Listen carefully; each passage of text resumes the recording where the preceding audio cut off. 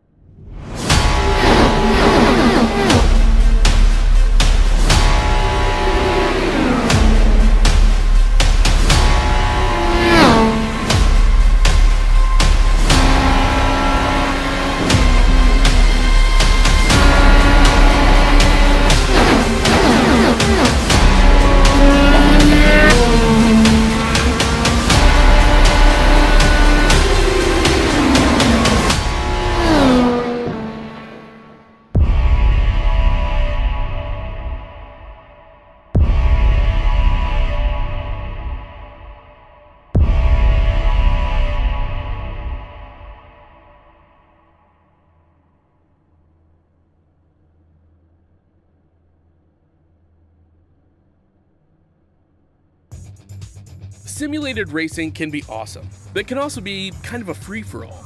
Interestingly, auto racing faced the same problem in its earlier days. Whether it was on the back roads, the beaches, or the city streets, the racing was fun. But there was always a certain level of chaos and danger, until some folks came along and put some order to all of this. Stuff like official racetracks, regulations about weight and equipment, and enforcement of standards. That's what gave us high-speed excitement, fast-paced action, and photo finishes. That's when racing became racing. The guys over at iRacing.com have made the same transformation in the world of sim racing. Sure, they've got the most accurate tracks and realistic cars out there, but that's just the start. See, iRacing analyzes the performance and results of each driver in every race, so you can be sure you're always placed in races where the competition will be tight, and that those reckless drivers who ruin it for us all are kept in the pits. Not to mention that with over 45,000 active members already in their vast community, you can find races day and night, so you can always get in on the action. You can even join a league of your favorite series. And since updates are always automatic, you don't have to worry about software and can focus on the track. Zip up your fire suit and check out iRacing.com.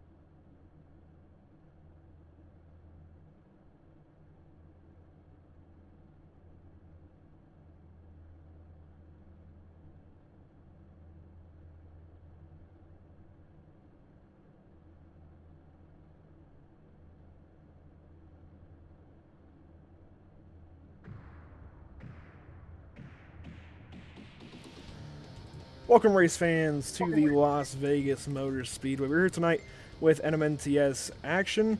We're having a couple of issues. You can probably see that there's a bit of choppiness with the camera. We're trying to get that worked out. Hopefully the audio isn't too bad at the very least. If something does go wrong, we'll rectify it as soon as we can and come right back. So just, you know, sit tight if something really goes wrong. It may just be choppiness for the night. It's really hard to tell, but this is Pit Stop TV as usual with NMNTS action. Again, ladies and gentlemen, we're going to do our best. We don't have a whole lot of options because we don't want to cut the feed now that it's up. We didn't expect this kind of issue, so again, I've got Brennan alongside of me, and you know, we're going to do our best.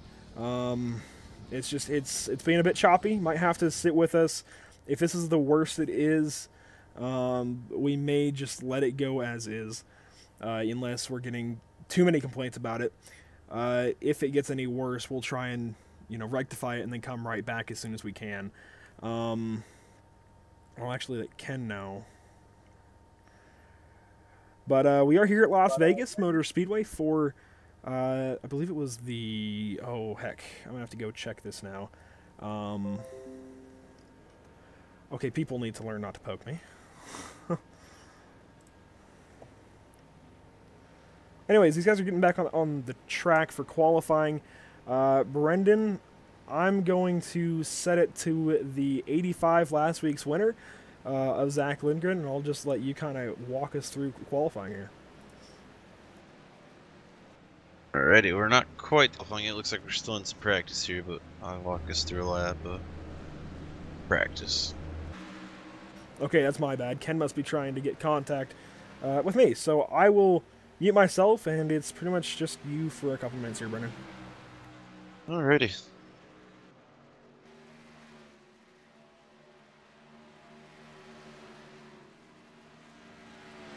Well, guys, tonight, again, some action from the Las Vegas Motor Speedway. Tonight we were looking at a little bit of a cooler track for Nevada weather, I'd say. Overall, it's going to be 65 degrees outside with a 68-degree track temp. Obviously, we're here in the late afternoon with a north wind at 2 miles an hour. Barometric humidity is at 32%.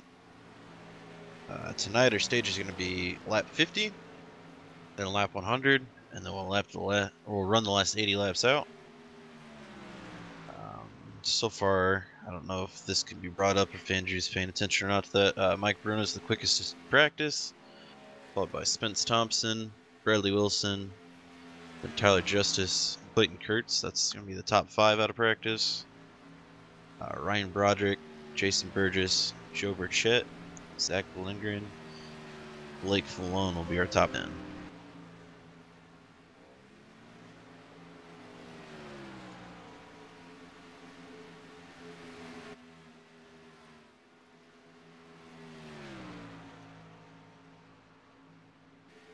Other than that, folks, I think we can expect a pretty quick race for everybody here. It's going to be pretty much flat out what we've been able to tell running the other race Thursday night, and a little bit of C-fix through the week, and a little bit of different track temps here. It's a little cooler, so we're not as much tire wear as quick. So looks like about 25 laps or so, just going to be flat out. So definitely should be a lot of pretty quick close action together. And really there's about 2 lines here. It just depends on how worn in the track gets and how worn in the tires are and where you're going to be able to race in the track. But look to see some side by side for a little while, definitely.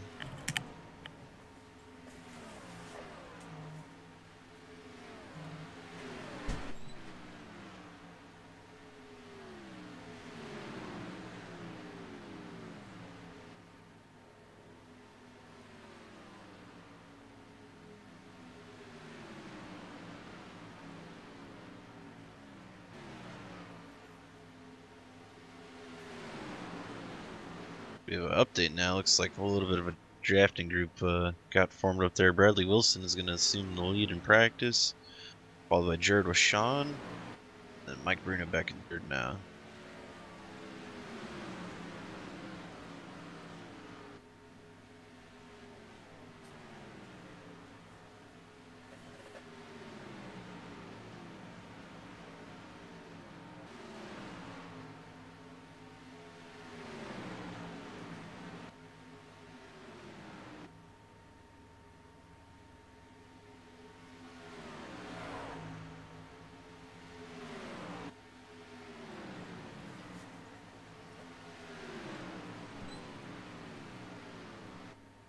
And a new one in the mix for the top 5 again. David Levine's going to be 4th in practice.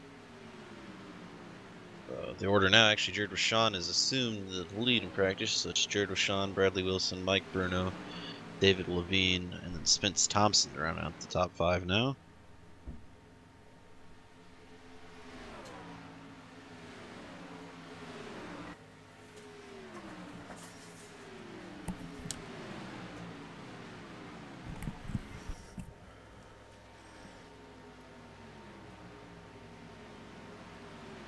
Alright, ladies and gentlemen, I think we're good to go now. I think. Yeah, it looks like we're solid. So, Ken, if you're still out there watching, we should be good to go. It just that was the weirdest thing for a little bit. It was not wanting to work. My internet, that is. So, we've got that sorted out. Brennan, how you doing? I'm doing pretty good. I just ran through everybody through track temperatures and the top 10 of practice so far, and a little bit of what to expect on the track. A little bit cooler than, say, the C-Fix if anybody's run that through the week. So I think a little bit less tire wear, so a lot more flat-out green flag action, I think. Yeah, if you ran or if you were on iRacing and you decided to run any of the C-Fix races throughout the week, you probably would have noticed that it was a little bit slick, a little bit warm, because, you know, running the iRacing defaults, you know, that can happen. And this race is set up to pretty much match, the NASCAR, the NASCAR Camping World Truck Series race where that was ran at night. And, you know, it was cool temperatures, and even for Vegas, it was pretty cold. I think it was low 60s, if not into the 50s. So this is, you know, 65 degrees. We'll pull the weather up, actually, through IRTV. You can see exactly what we're talking about here. The air temp is down to 65 degrees, which makes the track temp in the low 70s, or mid-70s, actually. Humidity around 32%. Forecast mostly cloudy. Last week at Atlanta, the series actually set up to run in the late afternoon, so it was very, very gray. Late afternoon with overcast sky, so it was very, very gray and dark and cool, and just kind of simulating that night setting. And they're doing the same thing here.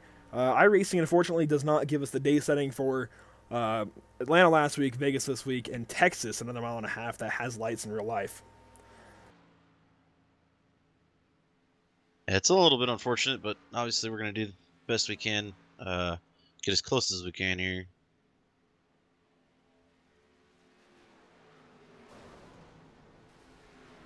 Well, yeah, I think we're good to go. I've let Ken know exactly what's going on. It looks like things are coming back to how they should be. If anyone out there knows, you know, anything with streaming, you'll kind of get the idea of what I'm saying when I say we were just dropping frames like crazy. I was watching how many drop frames we have, and it's over 15,000 so far, and we've only been live for just under 20 minutes. So I believe we stream at 48 frames per second, so that kind of puts it into perspective exactly how many frames we were dropping. It was an issue, and at one point it was almost to 50% of what we had streamed, so it's good to get it sorted out. Looks like the session has been advanced here. We got about 5 seconds left in practice, so we're going to be on the way to qualifying. Yeah, I let Ken know when I was ready to go, and so we'll be getting into qualifying now here at Las Vegas. Jared Washawn actually was your practice winner. I don't know why I said practice number 1, but practice winner in the number 96. So it's really cool to see that rookie get out there and get at it, pretty much, and set the fastest time in practice. Definitely, they had a little draft pack going on there for the last little bit of practice that actually propelled a lot of guys up there to the front.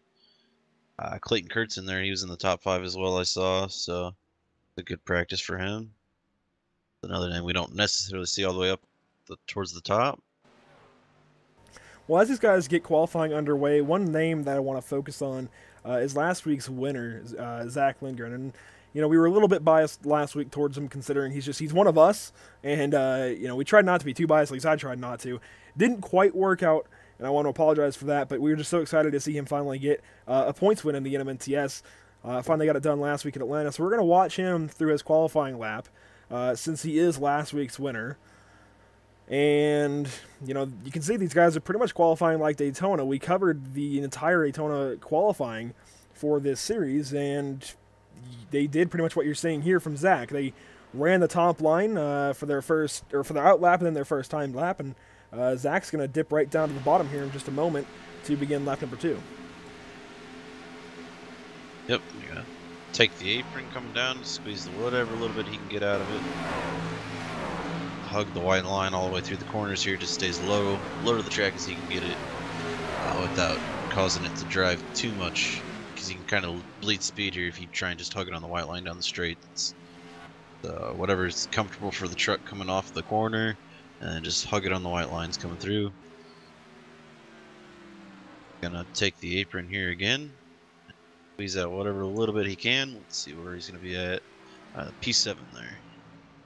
Yeah, so number 85, My Little Pony Chevrolet Silverado, jumps right up to 7th place so far. You'll hear the track's going to get pretty quiet now because most of these guys are done doing their laps. Kelsey Rogers, a newcomer to this series, actually is making his inaugural start, or I guess debut, start here in the NMNTS Spec Championship Series for the DCI Driver Development program, and in the number 20 was scheduled to be the number 61 actually, and just an iRacing issue ended up putting him in the number 20 instead of the 61, but you can get used to this name at least throughout the next couple of weeks.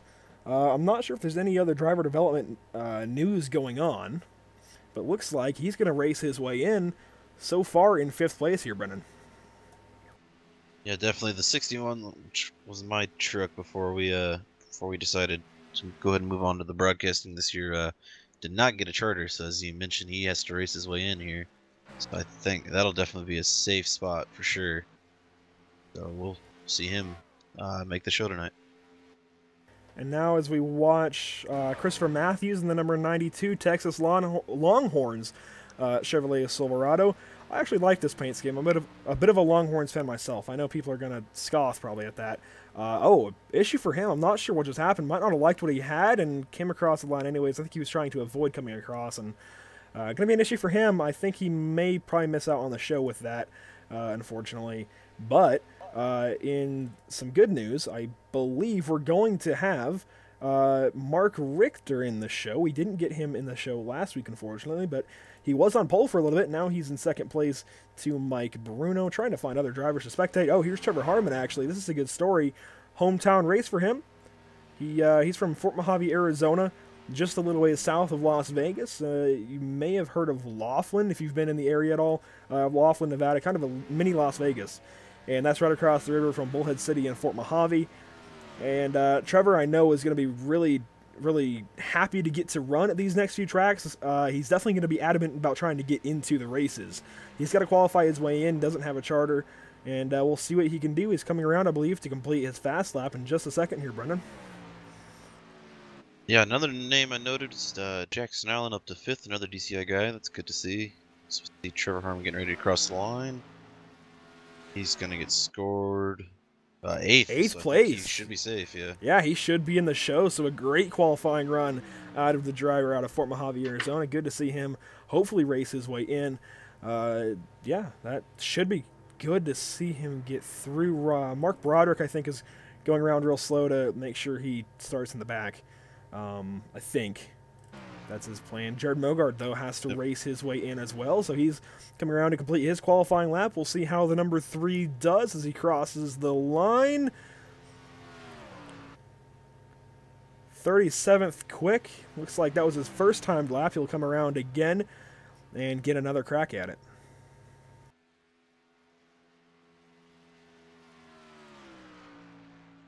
Yeah, interesting that he's electing to stay away up on the high side and drive in a little later. We haven't been seeing that with some of the other guys. They middle of the track down to the white line. He pushes up a little earlier than most, I'd say there, and then not really taking the apron like everybody else does. That's going to put him. He's going to go to only 36. Up to 36. He's definitely not going to make the show. You have to at least be 32nd or better, and even then you have to beat out quite a few other drivers. 30 seconds normally not going to cut it, especially at a mile and a half where a lot of drivers have a chance, because these are somewhat close to Daytona and Talladega in that they're pretty much wide open when you go out there and run a fast lap like you do in qualifying. So unfortunately, Jared Mogard not going to have what it takes to get into the show tonight. Yeah, unfortunately, that's just the nature of the game, though. Not everybody's going to make it. Obviously, we take in more drivers than we can start. So actually, I think he knew right away. He's already packed it up in the hauler, and he's on the way out. So I think he knew right away he wasn't going to make it. And we're going to go through. It looks like Mike Bruno is going to be our pole sitter, so I'll bring him up. And Brennan, I'll let you get the first crack at him. Alrighty.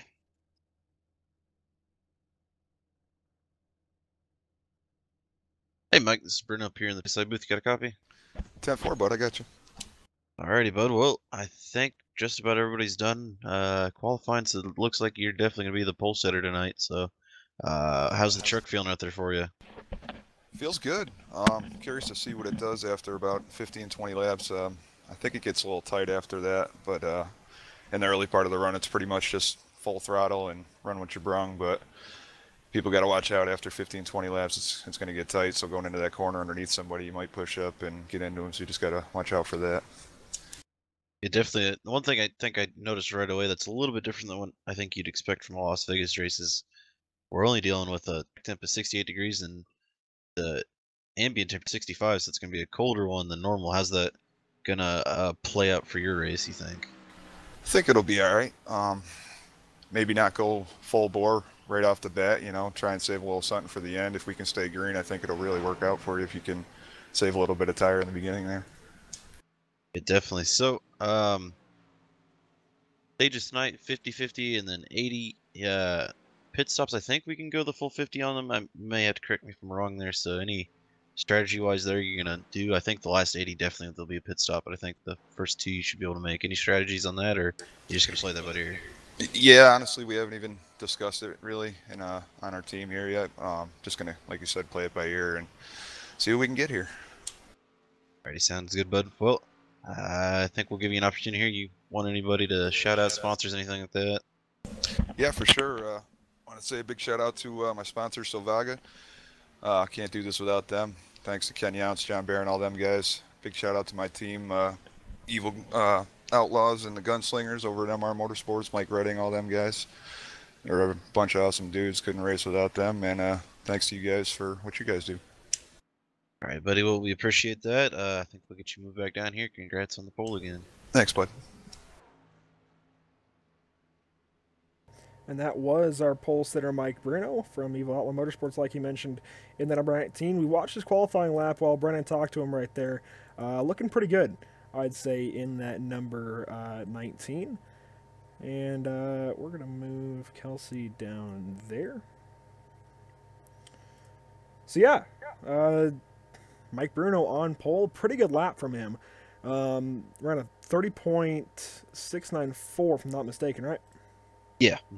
So yeah, pretty good lap. Faster than Mark Richter, actually Justin Richter, sorry, by about 0.02 of a second. So pretty close times up in the front here, Brennan. Yeah, definitely. The one thing I want to point out is the kind of a bit of a role reversal. Normally, Tyler Justice is going to start third tonight. Normally, he's the pole, and Mike Bruno's right behind him. So that's good to see Mike Bruno getting an opportunity maybe here to lead a good chunk of the laps and pull away. Yeah, definitely. I think Mike probably has the good shot of winning stage number 1. You mentioned it a little bit in your interview with him there. These guys can go the whole way through stage number 1 without pitting. Obviously, you know, we can expect maybe a caution to spoil at least one of the 2 first stages. Excuse me, and possibly, you know, give us an opportunity to see some pit stops and strategy come into play. Hopefully it's not right at the start. Hopefully we can get this race rolling, though. But I'd expect at least one caution to spoil one of these 2 stages. This place in the past has been pretty clean and green for this series, actually. Most notably in this league in the Grand National Series last year in the spring race. It was really, really loose, and these guys actually ran completely green aside from one caution. I'll tell you what, that was a fun race to be a part of. Hopefully we can see something similar tonight, Brennan. Yeah, definitely. It's always a great opportunity here to get as many green flag laps as you can out of a race. I think it leads to a little bit more enjoyability to it. Not really much fun with just watching a couple cars sit around around the bottom of the track pacing under the caution. So any opportunity for some green flag racing, get some close, real tight racing like that is welcome by me, I'd say, and a lot of the viewers.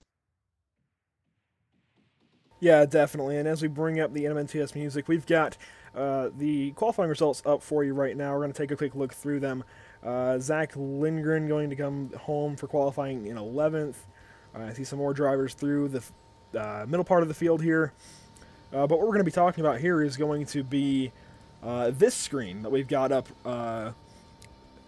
There's a mix of drivers with and without charters.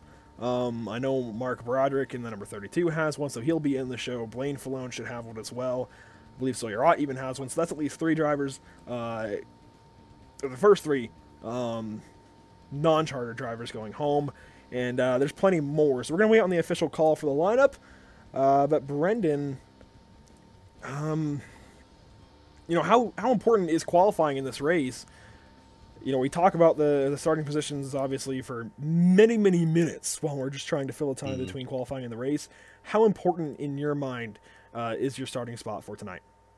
I think it plays a big factor here, especially at a track like this, really where there's not going to really be a lot of passing later into the stage if we do run green there, just because of the tire wear. You can't really get around people that easily. The lines will be pretty competitive, I'd say. So any opportunity right away to get to passes is where I think we'll see it. But if not, I think it's going to be a lot of nose to tail just because nobody's going to be able to get around each other. So the opportunity to get yourself in the top 10 right away and you'll have a really decent shot at some stage points, I think, definitely.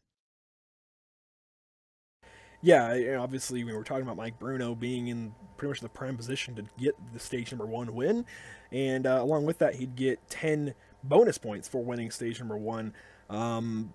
We look to the other drivers up in the front, Justin Richter, Tyler Justice, and some others also in a really good spot. That's really going to be something important tonight. It's so early in the season that you can afford to have some nights where you don't necessarily perform as you should, but it's also so early in the season that you need to get any points that you can. So it's one of those in-between times. You want to get everything you can, and I think that's going to show with these stages throughout the next few weeks, but you can also afford to have an off night. We'll see what these guys do to play into the strategy of the stage racing.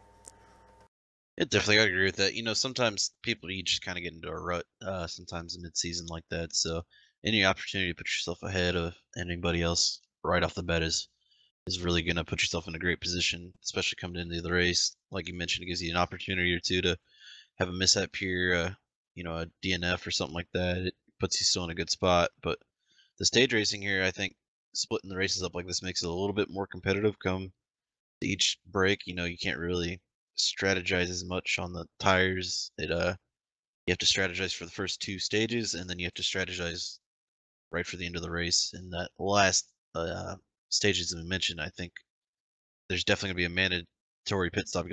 There's not enough fuel left in the truck to make it the rest of the way. So we'll just see how, if there are any cautions, how that plays out, and if not, I do expect some green flag pit stops and just when you take them, as we saw last week, that kind of played a key factor into some people's chances at top 5s and top 10s at the end of the race.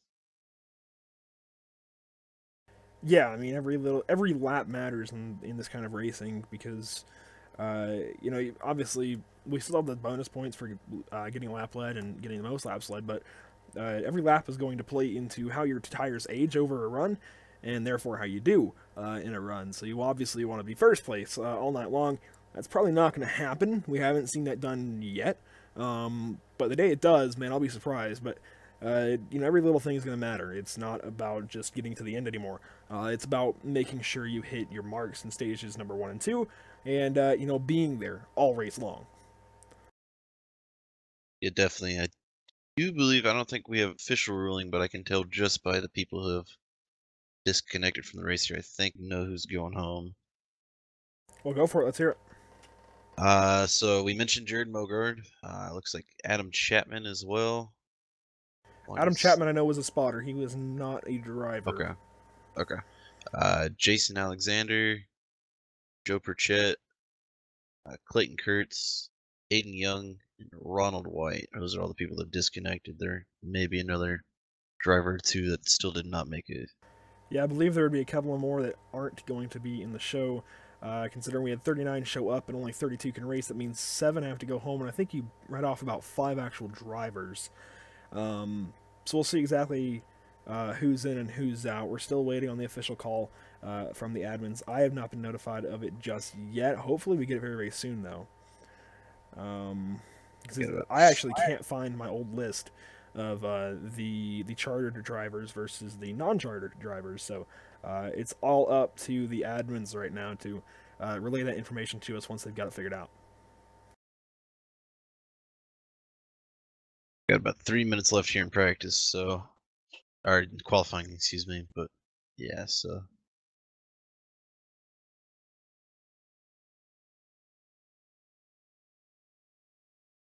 Well, as we wait on that call, we'll be right back. We're going to go to a very, very quick commercial break, and we'll be back in just a couple of minutes.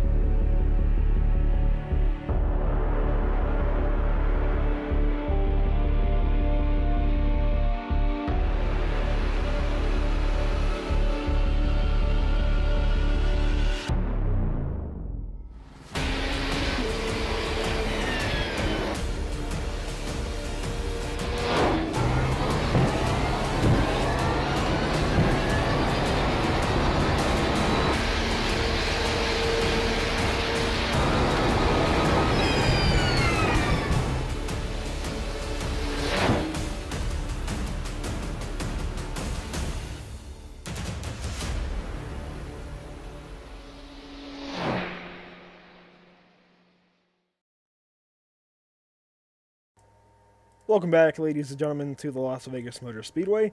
We don't have a totally official call, but I believe the numbers will be going home, along with the drivers, will be the 5 of Jason Alexander, the 3 of Jared Mogard, the 9 of Aiden Young, the 83 of Joe Porschette, the 16 of Clayton Kurtz, and the 99 of Ronald White. We'll see if anyone else is not in the race. Obviously, that would be a good indicator. I believe that 92, actually, of Chris Matthews may not be in the show as well. So we'll see exactly who we've got at the start and who we don't. But, Brendan, I'm going to give you the top 10 through the grid. Alrighty, on the pole tonight is Mike Bruno, followed by Mark Richter to his outside. That'll be row 1. Row 2 tonight will be Tyler Justice to the inside with Matthew Welsenbach to his outside. Row number 3 will be Jackson Allen to the inside, Joseph Andahar to the outside. Starting row 4 will be Kelsey Rogers on the inside, with Trevor Harmon to his outside. And row number 5 is going to be Jared Beasley to the inside, John Kennedy to his outside. Starting in 11th, we'll have last week's winner from Atlanta. That's Zach Lindgren in the number 85. Blake Falone to his outside in the number 11. Row number 7 will give us Ryan Daniels, and Joe Porschette actually will be going home, sorry. So that means Bradley Wilson will move up next to him. Jason Alexander going home as well. So now what would be row number 8 is actually what would be row number 9, sorry, is now row number 8. We have Zachary Kreiser, Robbie Buckner. And sorry, let me turn that down.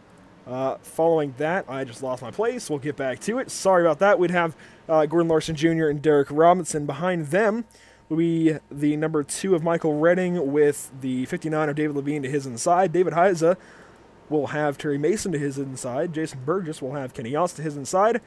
Ronald White is going home. Craig Lerman will be in the show. He'll have Spence Thompson to his outside for the start of the race. Corey Walters will have Jared Wishon to his inside. And further on back, we'll have PJ Popham with the number 49 of Sawyer out to his outside. Blaine Falone, I believe, will have Mark Broderick right behind him, actually. So that will complete your field, finally. Whew.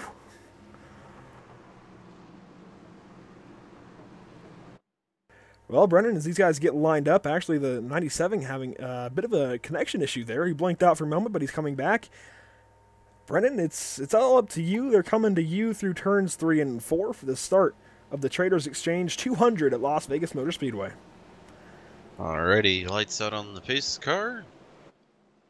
Wait, come through the rest of turn 4 here.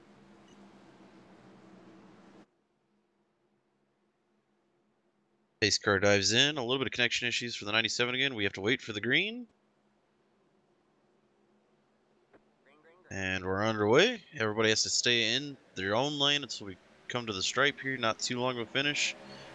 Great start so far for the inside line here.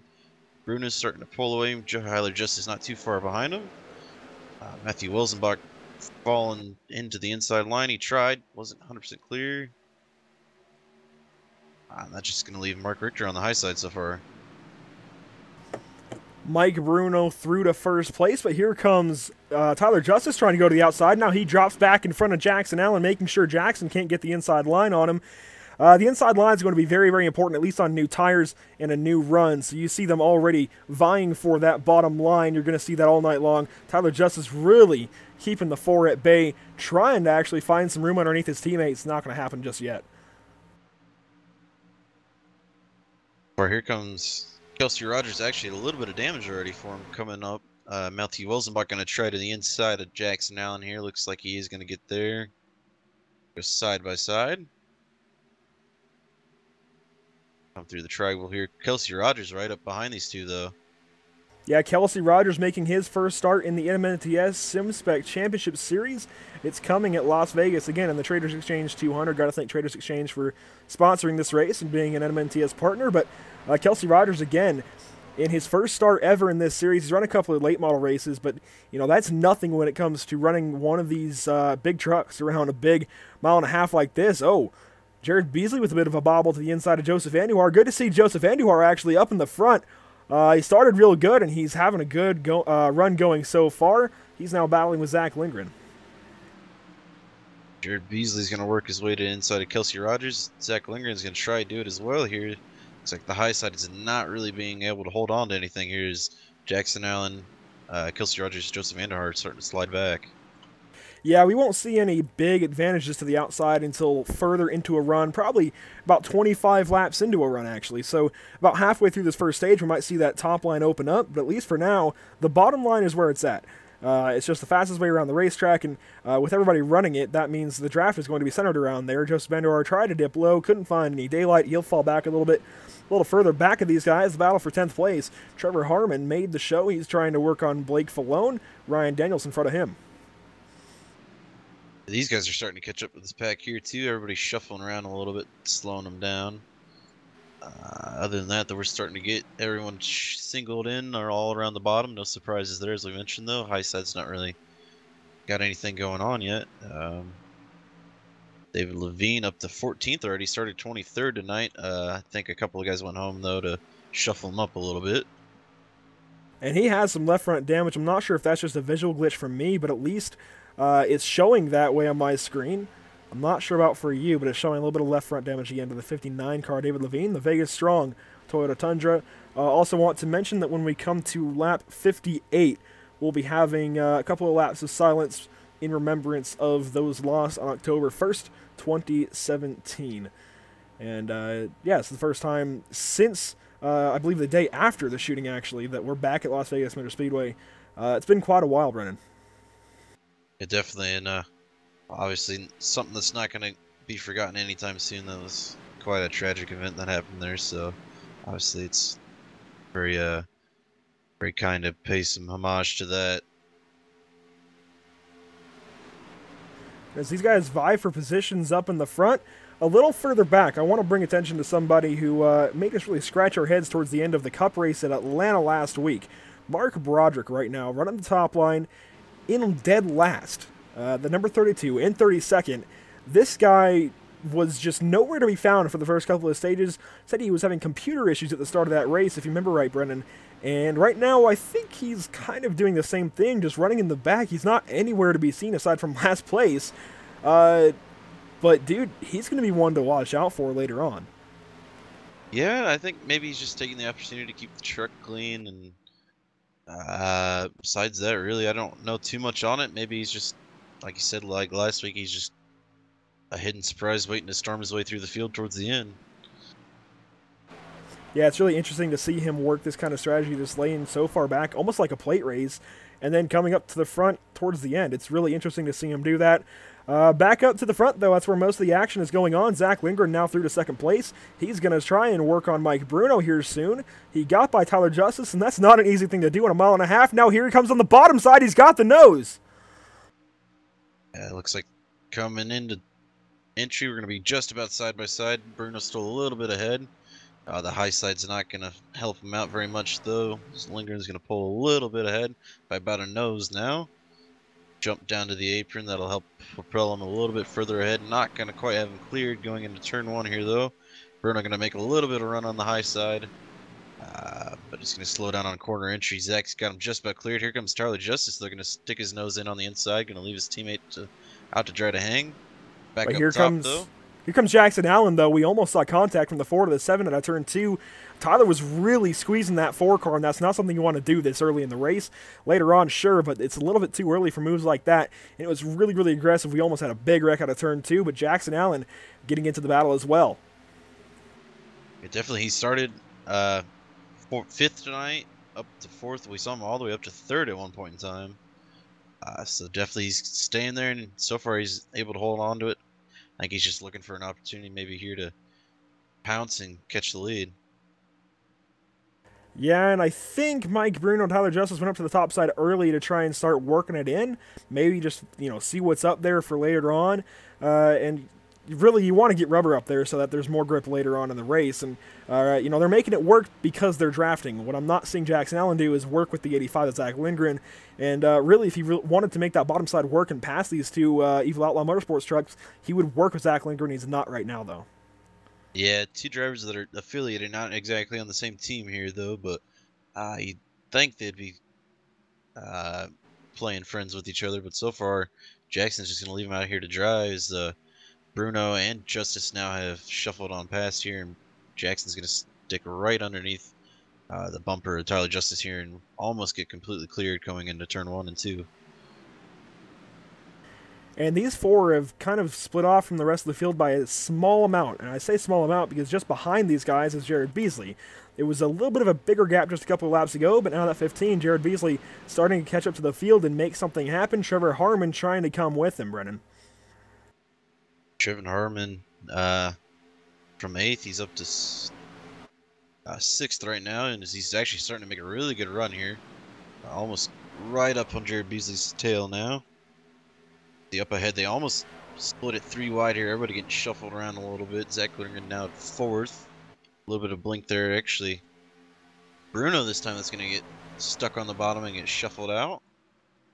Beasley's going to stay up there with him as well. So is Trevor Harmon. Nobody to help him here. He's just going to get shuffled to the end of the line. Yeah, now Tyler Justice in control of the race, and this is about where that top line is starting to come in, Brennan. And Jackson Allen out of the bottom side of Tyler Justice trying to make a pass. But, I ran a lot of C-Fix this past week, and you spotted for me. You helped me out a bunch. And we noticed that I could just go right around people on the top line because nobody else was going up there. The tires were worn. The bottom side wasn't good anymore. So I think we're seeing a lot of the same thing. I wasn't expecting it this early in the run, though. This is kind of bizarre to see them starting to just go up to the top side and work it in better than anything else. Yeah, and I think that almost may be a little bit of the track temp playing a factor into that. Running some more grip so you can come up higher a little bit earlier and still have the speed. So, yeah, obviously the C-Fix, as we mentioned here, was a lot warmer than this, so I think that may be a key factor in that. And as we go on board with Matthew Welsenbach right now in the 6th position, this is a pretty good view of exactly what this is like for these guys right now. It's, at the start of the race, we mentioned it was just so much get to the bottom and make sure nobody got to the inside of you. Now, these guys are working the top side, making sure no one gets to the outside of them, or at least, in front of them or whatever. It's almost like Martinsville or Darlington, where you don't want somebody to get in line in front of you because then you're going to fall back, and you'd want to freight train these guys. But right now, they're just working the top line, and Zach Lindgren actually making another pass for the lead, or at least trying to. He's going to try and see if he can get the kind of hybrid low middle line here to work out. Going to look not to take the apron this time.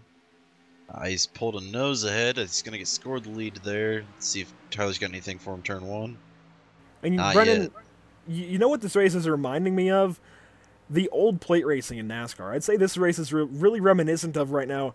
It would be like the pre-2005 plate racing in NASCAR, where, at Daytona it was so bumpy that it became more of a racetrack than just leave it wide open because you actually had to mind the bumps and the tires wore away and it was hard to drive. This almost reminds me of that because we're seeing these guys obviously use the draft and pack up, and the draft is super important, but we're seeing them also spread out as we go almost 3 wide in turns 1 and 2. Matthew Welsenbach is going to make it 3 wide. Trevor Harmon on the bottom to the inside of Welsenbach. Zach on the outside. Harmon actually backs out. Dave Levine now in the mix as well. Here comes the 59 to the inside. Yeah, 3 wide this early is a little bit of a risky move here. They actually almost did it again, splitting Trevor Harmon there. David's going to stay tucked in underneath. I like to take the apron this time. I don't know if that's really helping out as much anymore. Going that far into the track to have to come back up. We see Blake Falone going to try and make a move to the inside of David now. Go door to door. But the 20 Kelsey Rogers is going to help push the 59 back ahead. Yeah, no, the top side's just too good right now because of the run you get out of the corner. So if you're racing somebody, you want to be on the top side because you're going to get a run on them. Actually, oh, Blake Falone almost cleaned out the 20 car. That was pretty close out of turn 4, but they keep it going, no contact. Blake did a great job of recognizing the situation and backing out of it, keeping out of the left side of Kelsey Rogers. But more to the point of what I was saying, with this reminded me of the old NASCAR racing at Daytona and Talladega. These guys are getting spread out. We're going to go through the field a little bit. We're going to move back to the back of this pack, the lead pack. Zachary Kreiser, Ryan Daniels working on positions back here with John Kennedy as well. If you go behind these guys, though, you have to go all the way back to Jason Burgess, Bradley Wilson, Joseph Andujar, and they're quite a ways behind the lead group, actually. You can kind of see a representation of that here a little bit. They're quite a ways behind. They've got a big split up ahead of them. Working further back, if we get to the third group, I believe, and the third little gaggle of cars is even further back, and they have even less cars. So it really is almost like an old plate race here, Brendan. These guys are pretty spread out, but you see them packing up and using the draft pretty nicely. Yeah, I think everybody's just going to have to get kind of content with where they're at if they're going to try and catch up to this lead group here. You can't really try and shuffle around too much. That's how you're kind of killing your draft and your momentum there. So it's kind of hard to do, obviously, because not everybody's going to work with each other on there. But if everybody can get kind of settled in and happy with each other, I think they may have a shot to start catching up towards the front as they're kind of spread out apart as well. And, you know, viewers that are more fluent in iRacing might recognize what I'm about to say. We sometimes take, like, the street stocks to Charlotte or something like that, you know, a slower car to 1.5 miles and talk about how it's like Daytona. And this, I think, is almost the same thing. These guys are going to have to start lifting pretty much about now, if they haven't already, because the tires are going to start to go away. But it's very reminiscent, I think, of Daytona Talladega, where these guys are just trying to, again, I keep talking about it, use the draft. And I think this could be pretty much the new norm for 2018 with the current aero package on these trucks. It's almost like if you were to take a slower car to 1.5 miles normally in iRacing, like the street stocks to Texas or Charlotte or something, and if you were to just pin it wide open, and you do draft like a Daytona and Talladega, and these guys, it's not super close to that. I think we would need a bit more downforce and a bit slower trucks to really get a feel for that, but this is pretty darn close. Yeah, definitely, and I like to see this type of racing where, you know, where it's kind of group racing, but it's not quite the same as Talladega or Daytona where everyone's just bunched in right there. So everybody having to kind of work around and work with each other to go faster still, though. So it makes it a little more entertaining than just, you know, a big spread out gaggle of cars.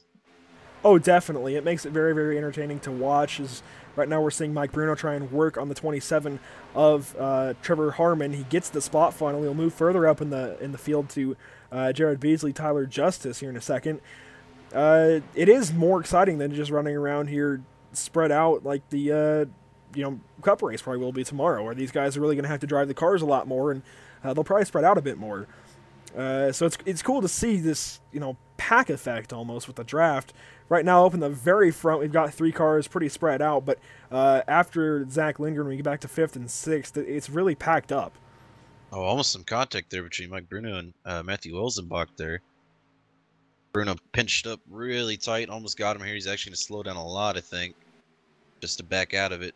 Trevor Harmon is outside, going to try and make a move.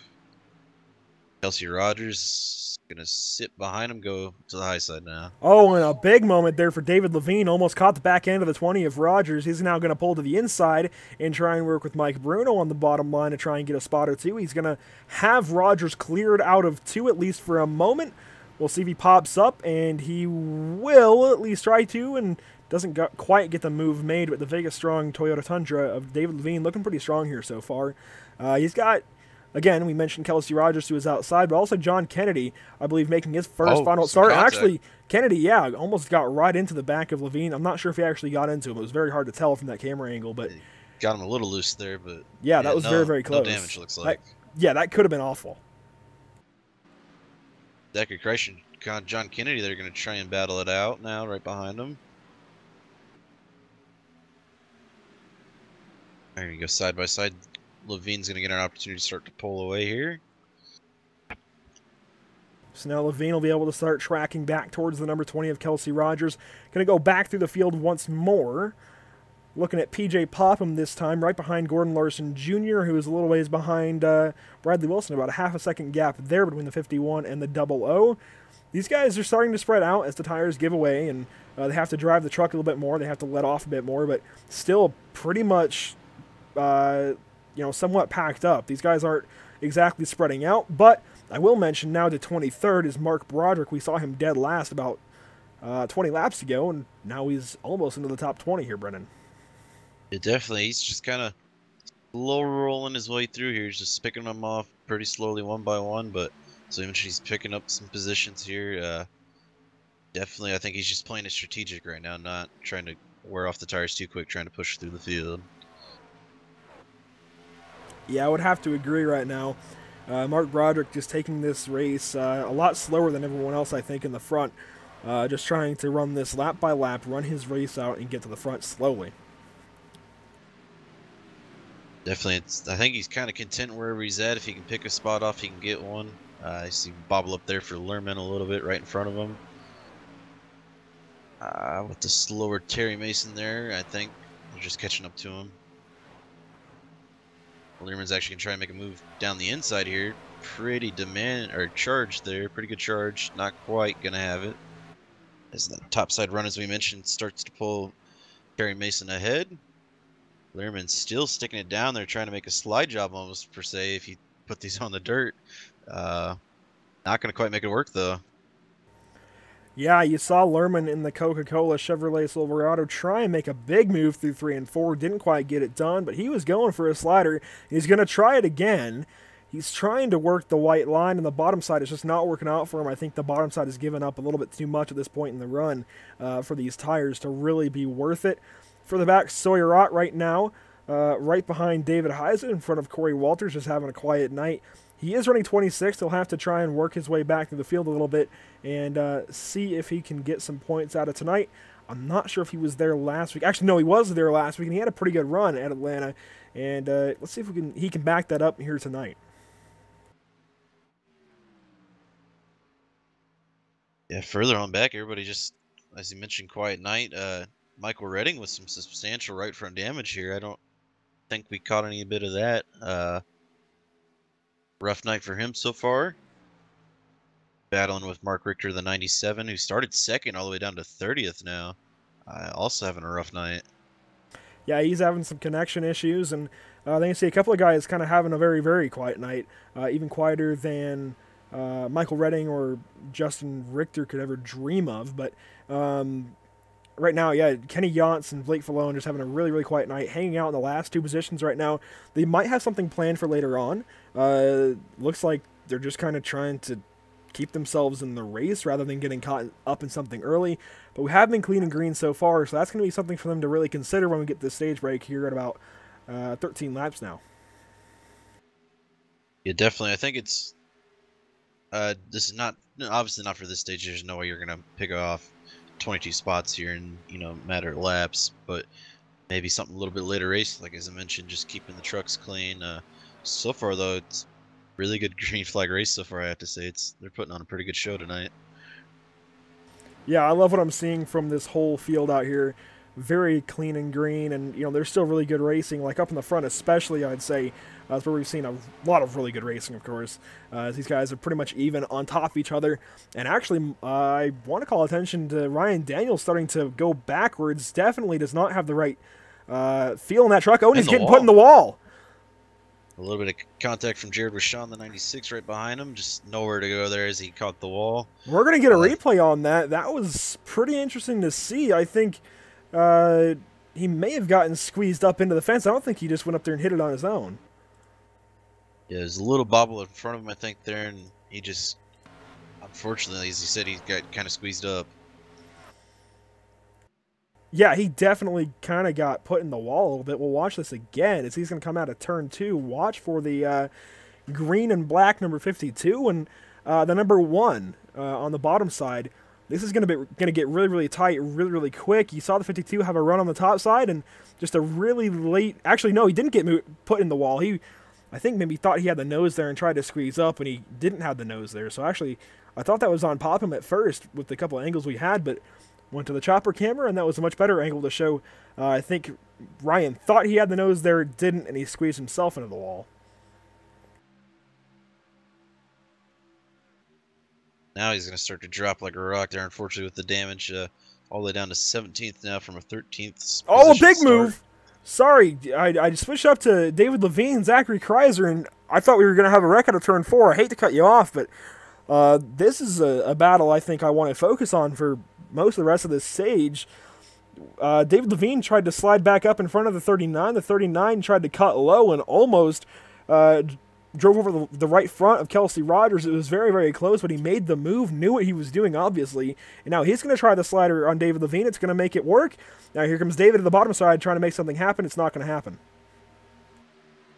I think you might be a little bit behind still.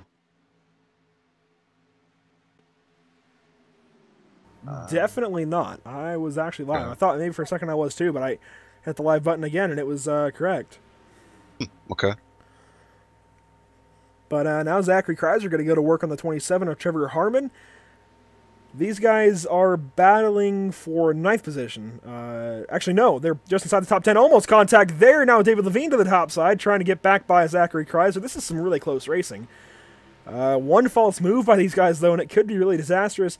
I will mention where these guys are in position. John Kennedy in the 42, blue and yellow truck, is 11th. Everyone else in this little pack here is in the top 10. Kelsey Rogers currently in 10th. And then it's David Levine and Kreiser battling for 8th. And the two guys, Kelsey Rogers, David Levine, some affiliation there. Actually, a little bump from Kelsey Rogers there. But I think they're just going to help try and push each other ahead, as that's what they do here. Zachary Kreiser just left out on the bottom side. He's going to get shuffled out. John Kennedy's starting to make a move now. Kreiser kind of washing up to the high line a little bit to defend. Kennedy's still going to be side by side, just the momentum as we mentioned. A little bit better drive off for Kreiser though. Again, washing up a little bit, just keeping Kennedy in his place there. Trying to pull some side draft maybe.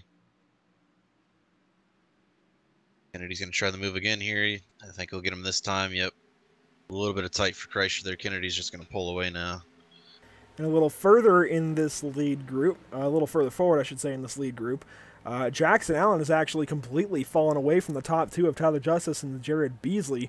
Now Zach Lindgren starting to reel that number 4 truck in. We'll see if maybe Zach can make a pass by the end of this stage. Jackson Allen now just a couple of tenths ahead of him.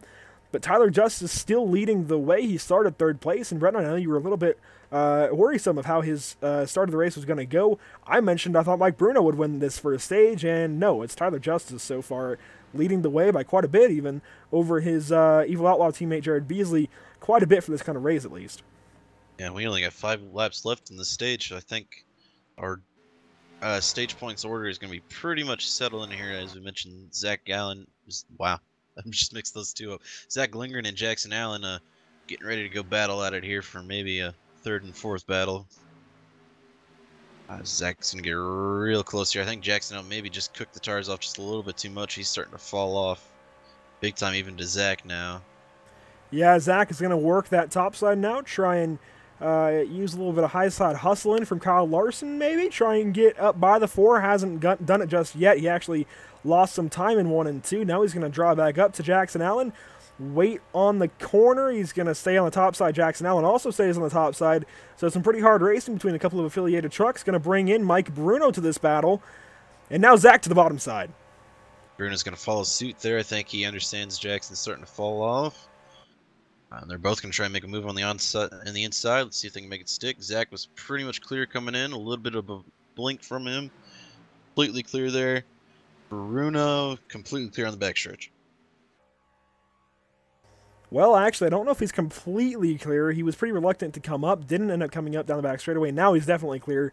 Jackson Allen definitely has worn these tires out quite a bit. We'll stay with him with his nose camera for about a lap and see if he can find anything on Mike Bruno, but I think he's just run these tires into the ground, and he just has no speed right now. Yeah, I almost wonder, it actually looks like for me, just a slight bit of right front damage for him. I almost wonder if he caught the wall maybe, and that's how he fell back so quick. You know, that could be. It's really easy to get up into that fence if you're trying to maximize what you can out of the corner, so it's definitely a possibility. Further up, though, Jared Beasley is right on the back end of Tyler Justice, who may have a battle for the stage win. 1 lap to go in stage number 1. Scored him there about a 1/10 and a half back here. He's going to make a move, dive to the inside. Justice going to run the extreme high line there. There's nothing down there for Beasley, but he's trying to make it work. Actually, he did pretty good through 1 and 2. He almost drew even with the number 7. We'll see if he can throw a slider into 3 and 4. He's going to try. No, Tyler's going to move down and block the move. Tyler Justice going to come out of turn 4. He will be your stage number 1 winner. And he's got it across the line. Jared Beasley in 2nd place. Stage caution comes out. Zach Lindgren's going to be 3rd. Mike Bruno will be 4th for the stage. Jackson Allen able to hold in with 5th. It'll be Matthew Welsenbach, Trevor Harmon. 7th, David Levine's going to be 8th. Kelsey Rogers, 9th. And John Kennedy able to squeeze his way in there, top 10. Yeah, and Zachary Kreiser actually fell all the way back to 13th. Bradley Wilson got by him for 12th. And so Zachary Kreiser, we saw him having issues. He fell all the way back, almost out of the top 15. So that number 39 is definitely going to have to work on his speed, on the long run here on this pit stop.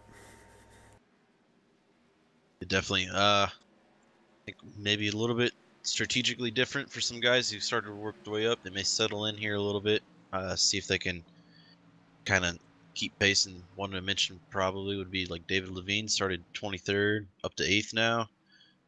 Good pit stop here, maybe gain a spot or 2, and that just settle in, save the tires for the 2nd stage, and see if you can start to squeeze them off. The opposite of what Jackson Allen did there.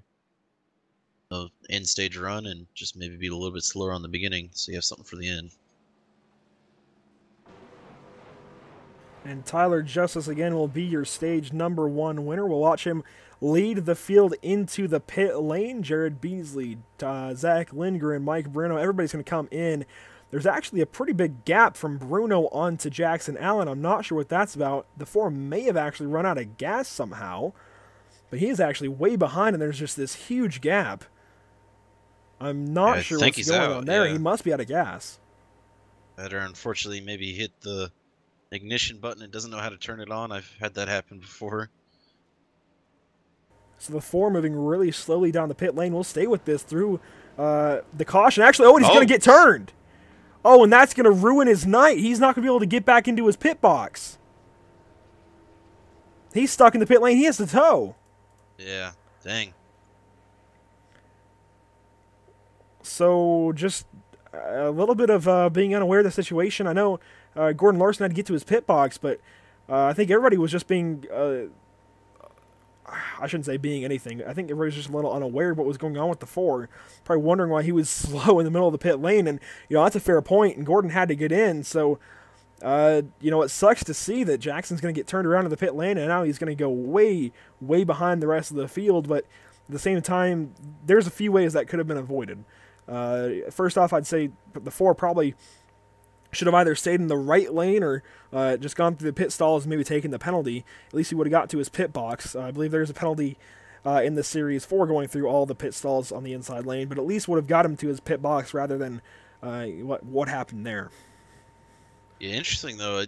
The hitbox didn't get turned off for him. He was well within pit lane there, so I didn't quite know what happened. Well, the hitbox doesn't go away until you enter the pit stalls. So if you're just riding around through the pit lane, you can still hit cars. It's when you actually go into the pit stall that it basically goes away and you can go through other cars. So that's why we saw the 4 get turned around. First lap down there for him. And the pace car came through. Fortunately, as we mentioned, yeah, it's just going to be a tough break for him tonight. Just 5th come to the stage. Really had something contention for the top 3 there for the majority of it until the tires just kind of fell away, or maybe a little bit of contact there. So really tough break for him. Well, before time runs out on this caution, we're going to bring in our stage number 1 winner. That's going to be Tyler Justice. Tyler Justice, do you have a copy? Yes, sir. Well, sorry about taking a minute to get to you. We had a bit of an incident through the pit lane, but Bud, you just won stage number 1 at Las Vegas, getting back to your winning ways, possibly? I hope so. I mean, it's going to be a tough one here staying ahead of all these guys. It's going to be hectic here on the restart with everybody having fresh tires and whatnot, but I'm going to just try to save them like I did right there at the beginning of the run and then try to work my way back to the lead, and hopefully we can pick up the second stage win and maybe the race win. I mean, that number 7 is certainly looking good. We almost had you written off for the stage number 1 win when you came out of qualifying in 3rd place. We thought Mike Bruno maybe had the best chance to get that number 1 stage, but you ended up getting it. Tell us about how you did it real quick before we let you go. Yeah, well, me and Mike kind of started off there. We were just kind of pacing ourselves just to not burn up the tires, even though we're going wide open here at this place with the cool temps. Once the tires wear off, you're definitely going to be getting out of the throttle a lot, and it does get super tight. So just got to manage your tires really well, and you'll start pulling away from those guys behind you. And that's how we did it, and hopefully we can do it again here and maybe stay up front. Sounds good, man. We've got as good of a chance as anyone to go up there and get it. Obviously, you're restarting first. We'll let you go, though. Best of luck through the rest of the Traders Exchange 200. All right, I appreciate it. And again, stage number 1 winner, Tyler Justice, will be restarting in the 1st position when we come back to the line. We're going to have a couple of laps before we go silent, again, in remembrance of the 58 victims on October 1st, 2017. If you don't know what happened, there was a shooting on that night in Las Vegas at the Mandalay Bay. Actually, there was a country music festival going on. I forget the exact name of it, but just a really tragic event. Not even going to mention the guy's name. He doesn't deserve that kind of fame. But he opened fire on just unsuspecting fans of the music festival. And again, we're going to pay homage to that, like Brennan said, starting at lap 58. Get underway here, though. Oh, sorry. Oh, you're fine. It was actually a good call by you to come in. But yeah, green flag is back out on the Speedway. Tyler Justice getting a pretty decent jump as he has the choice of when to go. Jared Beasley going to get to the bottom side. These guys are going to work on just controlling the front of this race. Actually, Mike Bruno in 3rd now. Yeah. And yeah, they have a pretty good stranglehold over the first 3 spots. David Levine up to 5th. Mike Bruno, David Levine, both some really great pit stops coming out there. So some good spots to make ahead there. Mike Bruno, so we're going to have as you mentioned, 1, 2, 3. So MR Motorsports 1, 2, 3 right now. So that's a good night for the team so far for them. One lap to our moment of silence for a few laps, and you can see these guys just trying to vie for position. They're all staying to the bottom side pretty much, but they are definitely using this draft to their advantage and just trying to get to the inside of each other and racing pretty hard. David Levine actually going to back off, almost gets tagged by the 20. And we're going to go silent for a couple of minutes here, again, just to pay respects to those killed on October 21st, 2017.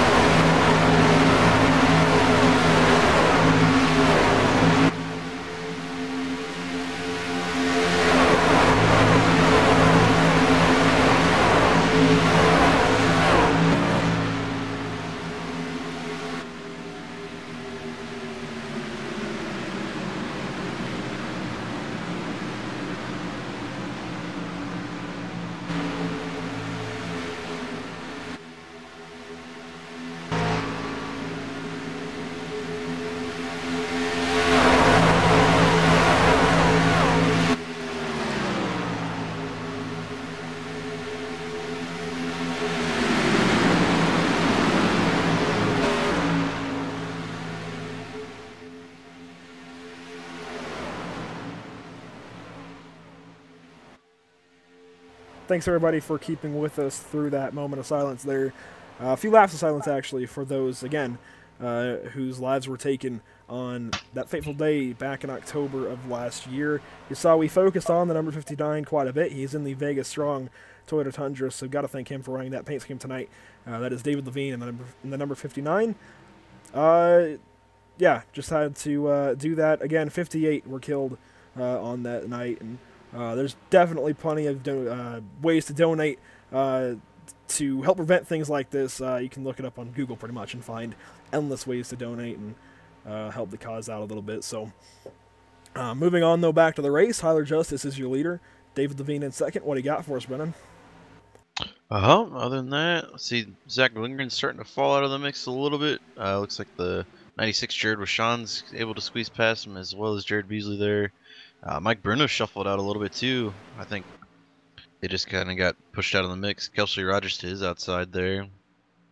And I noticed, actually, Spence Thompson is now getting into the mix. He's in 8th place. The number 89 Sovaga Chevrolet Silverado coming back into the mix. He is sponsored by the same company as Mike Bruno in this race, so good to see those guys actually getting right next to each other almost. Good brand identification, I guess, for Sovaga to be on those two trucks. A couple of really, really good drivers. A big jump back here a little bit, just a few spots. Mark Broderick up to 14th now. He's really starting to churn through the field now. And I got to thank everybody for tuning in so far tonight. We've got 19 on Facebook, 10 on YouTube. I'll check Twitch. We actually have nobody over there. We might stop streaming over there. Doesn't look like anybody utilizes it, unfortunately. The Twitch channel, if you want to go over there, is pitstop_TV. It's worth checking out. We do all of these streams now over there, at least most of them, since it's complimentary with Restream.io. Got to thank them as well for allowing us to be able to stream to multiple platforms. Those being Facebook, YouTube, and Twitch so far. But these guys are pretty much single file up in the front, not a whole lot going on. Obviously, it's still exciting racing, and there's still a lot going on, but there's less than you might expect here so far. Yeah, there's actually not too far ahead now. There's a group of lap cars there. I wonder if maybe we had an incident that we missed under the moment of silence. Looks like the 97 of Mark Richter and Robbie Buckner in the 90. No damage really to him. So maybe they're just off the pace, kind of riding along.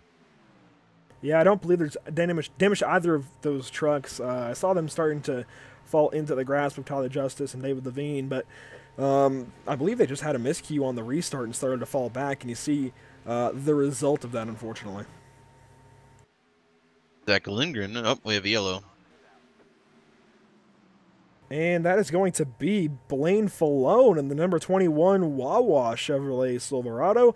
He's got a lot of damage. I couldn't imagine what just happened to him, but we'll find out here in just a moment. It happened coming down the back straightaway, so we'll go all the way back to the front straightaway to get a look at this. He was just ahead of PJ Popham and Jackson Allen.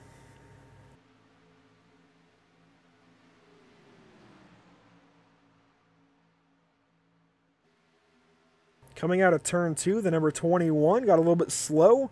It was actually just to the outside, actually, of the number 1. Oh, actually, wow. Jackson Allen going to have a ton of damage, too. Jackson's truck is just completely tore up now. He was already laps down from that incident in the pit lane, and just PJ Popham, I don't want to sound, I guess, condescending, but he really did just go straight up into Blaine Falone. Yeah, that was a really close, almost 3-wide situation there when Jackson Allen's kind of pushed in the mix. That was the top half of the track to have 3 trucks there, so nothing was definitely going to work out of that. Unfortunately, Jackson Allen with the rough night getting a lot of substantial damage there, and Blaine Falone kind of didn't really hear too much of him tonight, but going to end up with a lot of damage from that as well. Yeah, it's just a really bad situation there for those two. Blaine Falone and Jackson Allen. I think they may continue on, but certainly with a ton of damage to both of their trucks. You see Jackson still on the track. I believe they'll both stay in the race, just very, very hurt for the rest of the night. David Levine here went into the pit stall second, came out. I can't exactly tell where he is at, but it looks like maybe a miss 10th. up in the... Yeah. But no, I don't think there was a mix-up necessarily. I don't think everybody came into the pit lane. I could be really, really wrong, but like Blake Falone, Jason Burgess, who weren't really in the mix for the lead, are currently 1-2. I don't think everybody came in, so I think that impacts that position. Now they'll be coming into the pit lane. Yeah, I get Zach Lindgren in second now, so definitely up there. So he dropped a couple spots, maybe just a little bit slower getting out. And you'll see the 23 come into his pit box. That's Jason Burgess. He's stayed out, won't get a lap led, and he's going to have to back up, actually. Missed his pit stall by just a little bit.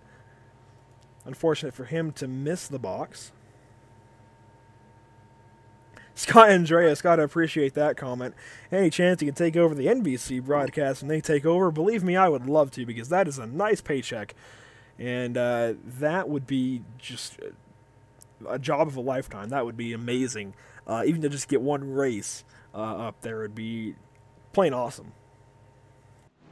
I don't know if you're still on the 23 there, but I think he still had the truck in reverse.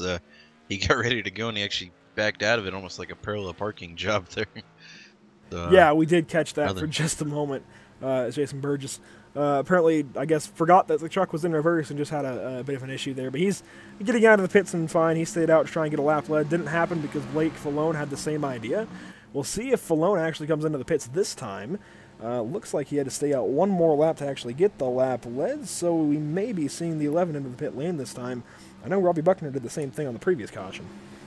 And this lap here is actually going to split the stage here, so pretty short run for these guys, right about at the point, as we mentioned, where you start at the lifting on the truck. That may have changed a little bit more rubber down on the track, maybe a little bit longer, but should be an interesting stage now.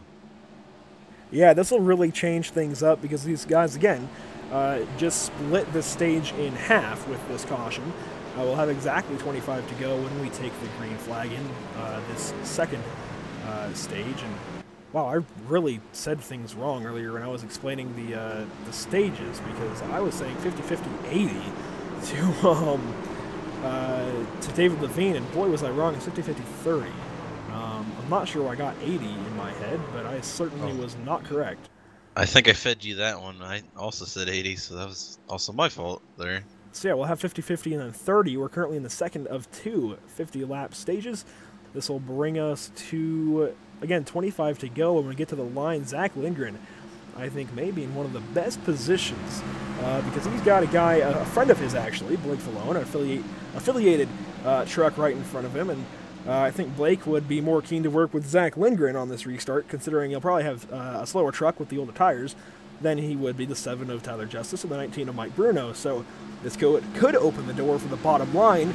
Zach Lindgren, Kelsey Rogers, Spence Thompson, 3 technically affiliated trucks. Definitely. I think if Blake can get hooked up right away and just start drafting off of each other, maybe a little bobbling around for Bruno and pace car is Justice. in. Sorry to cut you off, but pace car is in. The green flag is back out. Yeah, sorry to cut you off again, Brendan. Just wanted to make sure we got that. Well, it'll be interesting to see what happens here with Blake on this restart, because he just got a huge jump. Do you think he's going to fall way, way back? I think it's going to happen here before too long. Justice actually going to right on the bumper of Zach Lindgren there. A little bit of push through the corner there. Definitely a very aggressive move. He wants the position bad. Yeah, I understand the want to get to that position, but that's a bit too much, a bit too early. It's really early in the season, too. If this was the hunt, I'd totally understand, but that's a bit too aggressive. If something had gone wrong there, it would have been really, really big. Bruno and Justice going to squeeze by Zach Lindgren now. He's going to slot back in behind him.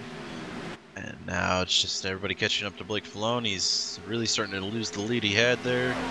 No surprise, the fresher tires are obviously going to help out immensely here. Yeah, you see the two Evil Outlaw trucks actually side by side. Tyler Justice now shuffled to the outside. He's going to get freight trained a little bit. Zach Lindgren just staying in line with Mike Bruno, working the bottom side. Now Kelsey Rogers in that lane as well. Here comes Jared Wishon. I know Scott Andreas will be happy about that one.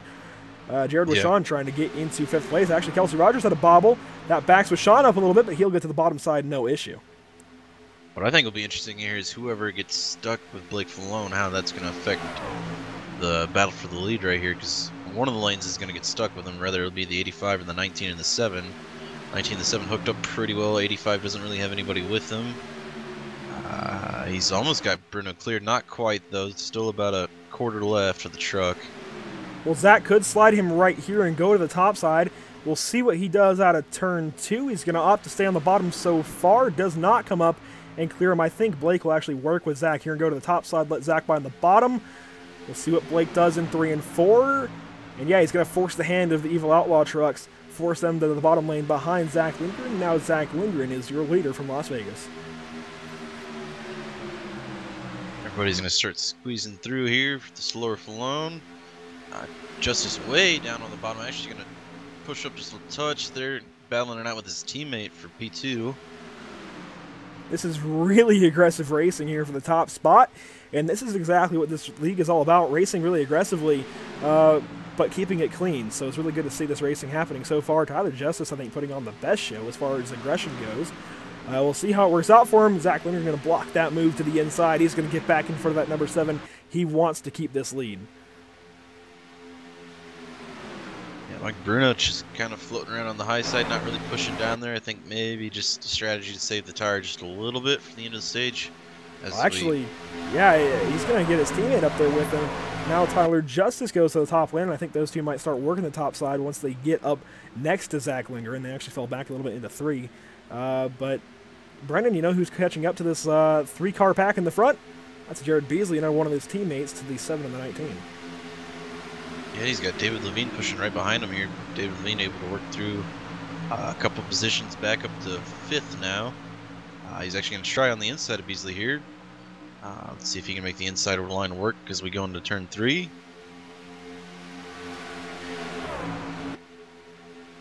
The tires are there still. Looks like he's starting to pull, but I think the high side, just the momentum still, he's about half a truck length ahead. Pass for the lead. Sorry, pass for the lead up there.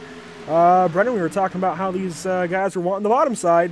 Well, Tyler Justice just made a pass for first place by Zach Lindgren. Brendan, do you think that just changes the whole shift of this race? We were talking about the top side being good, now back to the bottom? Yeah, I think maybe it's just here, just the tires are fresher. Everyone can stick it down there, and as I mentioned, we split it in half, so that's about the point where you can really just push on them still without having to lift. So I think it's just favored right now for the stage, and it'll probably be pretty similar for the last stage, 30 laps. By the time we get through the caution, it'll be about another 25 left on it. So I think we'll see the same thing the rest of the race here. Well, then we saw Zach Lindgren. Yeah, he came right back to the bottom side. He used the slide job out of 2. He's going to get the spot back, and these guys are just going back and forth. This is good racing here. Definitely David Levine up to 4th now, catching right up to Bruno.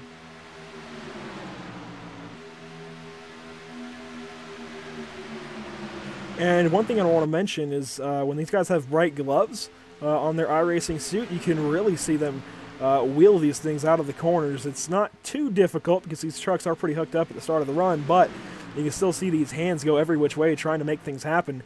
And, obviously it's a bit augmented because it is, virtual reality. It is iRacing, not real racing, so it's a bit augmented, but still it's really cool to see. As you mentioned in-car stuff, you know what I'm really excited for that's coming tomorrow? Is the in-car stuff. We'll be able to see RPMs now and gears and all that, so that'll make the in-car view a lot more realistic than it is right now with just the rev limiter all the way at 0. Yeah, definitely. Instead of just seeing gear R for reverse, not race mode, or 0 RPMs on the dash, we'll at least see a value there. So that will be pretty cool for our in-car camera usage. A big bobble right there as Mike Bruno is going to let his teammate Tyler Justice in on the bottom side. It almost back to the 19 into the 59, though we could have had a wreck. Yeah, Kelsey Rogers now starting to work up to David Levine, Jared Beasley, and Spence Thompson pushing there right behind him. We're starting to get a pack forming up here as we have, we'll be coming to 12 to go on this stage this time by. I think it will actually be 13 to go. I could be wrong, but I think based on the 44 laps to go on top, it'll be 13. Don't worry, I had the same issue. I'm glad I have that to help me out in the last 50 of the race. But here comes Tyler Justice to the bottom side, Brennan. This bottom side isn't really going away. I figured maybe throughout the race, more rubber would help the top side come in earlier through a run. Of course, I forgot we were so early into a run anyways. This is only 10 laps or whatever into it, but these guys are really using that bottom side to their advantage. But still, you're seeing them. I don't know. It's so weird because last year, when I raced with these guys all year long, contact actually. Yeah. When I raced with these guys all year long, it seemed like the bottom side was always the best on these 1.5 miles, and now the top side's coming in pretty good too. So a better package for my racing. I know I keep contradicting myself, but I finally said it straight there. It's interesting to see this top lane really be a thing this year. Definitely, I think that promotes a lot more interesting racing, a lot closer on, as we can really battle side by side now with the mile halves and any of the tracks really where you really consider them more of like a one-lane race pretty much. Need people with opportunities to the high side and low side. So Dave Levine again up to right to the bumper of Mike Bruno here. They both like to go down onto the apron. Both gonna keep it on the low side for Bruno, middle lane for Levine. Bruno with a big slide push almost. Doing the same thing we saw Lerman do at first there, where he just dives it down in there and just kind of makes it stick still. He's catching right up to his teammate now. Further back through the field, want to go through the field a little bit before the stage ends. Jared Wishon has fallen to the 9th position, trying to work by Kelsey Rogers and or Mark Broderick, and trying to stay ahead of his affiliated teammate actually now, Bradley Wilson in the 51. He's currently 10th. Craig Lerman 12th, so he's recovering from a couple of early moments. Like you mentioned there, Brennan. Further back, we've got John Kennedy as well, who's fallen all the way back actually to 18th, now working on the 17th position, trying to get by David Heiza. And a driver I want to mention and want to give some props to is Kenny Yance. We saw him in stage number 1, was running 31st, and now he's running 16th. You're definitely making a good run here. He's battling with John Kennedy at the moment. Terry Mason not too far ahead of him here. They've kind of split away from the main group here. They're still not too far back. It's just a little bit back. Looks like probably about 2 seconds between the two of them. And further on back through the field, want to keep calling attention to these guys, just doing a good job. Maybe not in the front, but still having a lot of fun and putting on a good show. Ryan Daniels actually working by Derek Robinson, possibly. Oh, contact! Ryan's going to go around, and that's his race. Second time we've done that to this poor guy tonight. As soon as we bring attention to him, an incident happens. Oh. And I'll tell you, Ryan is not going to be happy about that one. Definitely not. Heartbreak for the driver of the number 52. We were just talking about him. I just wanted to call attention to him. Doing a great job. And you see the result of us mentioning him, I guess. And earlier in the race, we saw the incident there with PJ Popham. I may have been wrong on that, but an earlier incident right when we called out, brought mention to him again there, so tough break for him, and maybe a bit of the commentator's curse. I hate to say it, but it tends to happen a lot with this. Yeah, no, you're right with it being something that happened with Popham, but I want to go back, and I don't like to make these calls as a broadcaster because it's not always my place to call somebody out for a wreck, but I don't know what happens here. Just the 818 turned left. There's nothing else to say about that. The 818 just turned left.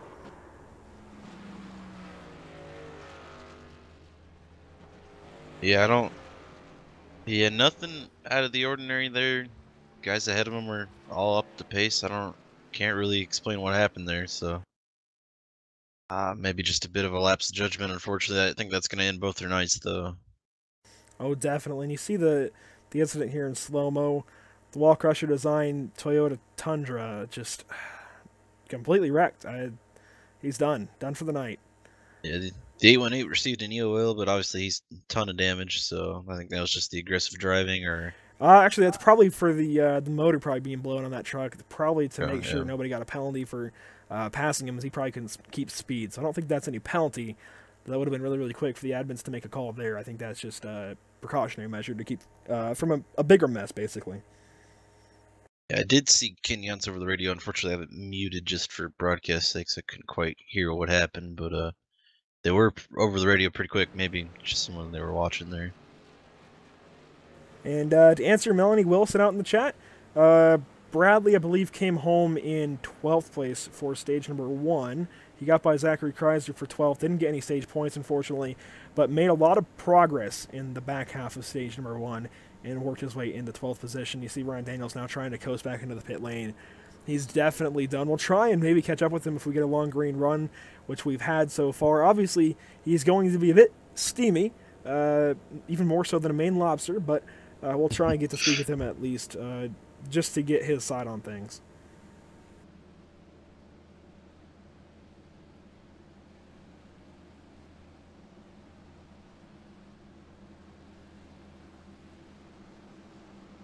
Back up to the front, it's going to be Mike Bruno, Zach Lindgren in your front row for the restart. Looks like we have just a bit of a moment.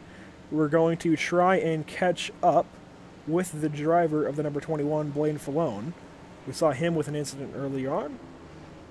We'll see if we can talk to him now, and Brendan, I'll give it up to you for the moment. Ready. Hey, Blaine Falone, this is Brendan up here in the PSI booth. You got a copy with us? Yeah, I got you. What's going on, guys? Well, not quite the plan for you tonight. Unfortunately, I had an incident earlier there. Explain what happened there, and how's the truck feeling with the damage after that? Yeah, you know, I was just trying to roll back there in a 23rd, not really trying to do a lot. I mean, if anyone knows me and knows my strategy isn't exactly to run up front, it's to kind of wait in the back and avoid the crashes. But I don't know. I think it was the one in a lapped car took me 3 wide and just squeezed me. It didn't really have anywhere to go and just got put around. So it isn't what I wanted, but, you know, it's no big deal. Yeah, unfortunately, tough break for you, bud. It looks like you are still back on the lead lap here, though, so that's good to see. Hopefully, maybe you can scrape something together here. Andrew, you have anything you'd like to say?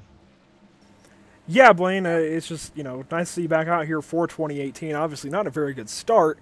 You know, this probably puts a damper on the start of the season, obviously, getting a rough start at Daytona, now here at Vegas as well. But how are you going to try and bounce back from this one going into Phoenix next week?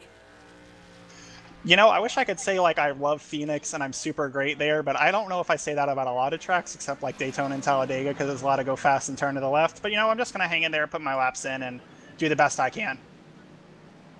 Well, sounds good, man. We'll be watching to see if you can get any spots by the end of the night.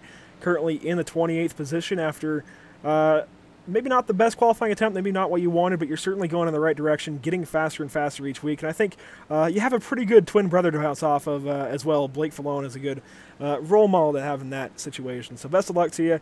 Real quick, do you want to shout anyone out for helping you out with that number 21 truck? All right, thanks, guys. Have fun calling the race. All right, I think he's a bit rushed to get back down there. Totally understandable. Get him back down with... Oh, sorry, Andrew, if you had a question, I didn't hear it over all the vroom. Oh, you're good. I was just asking if there's anyone else you wanted to shout out for helping that number 21.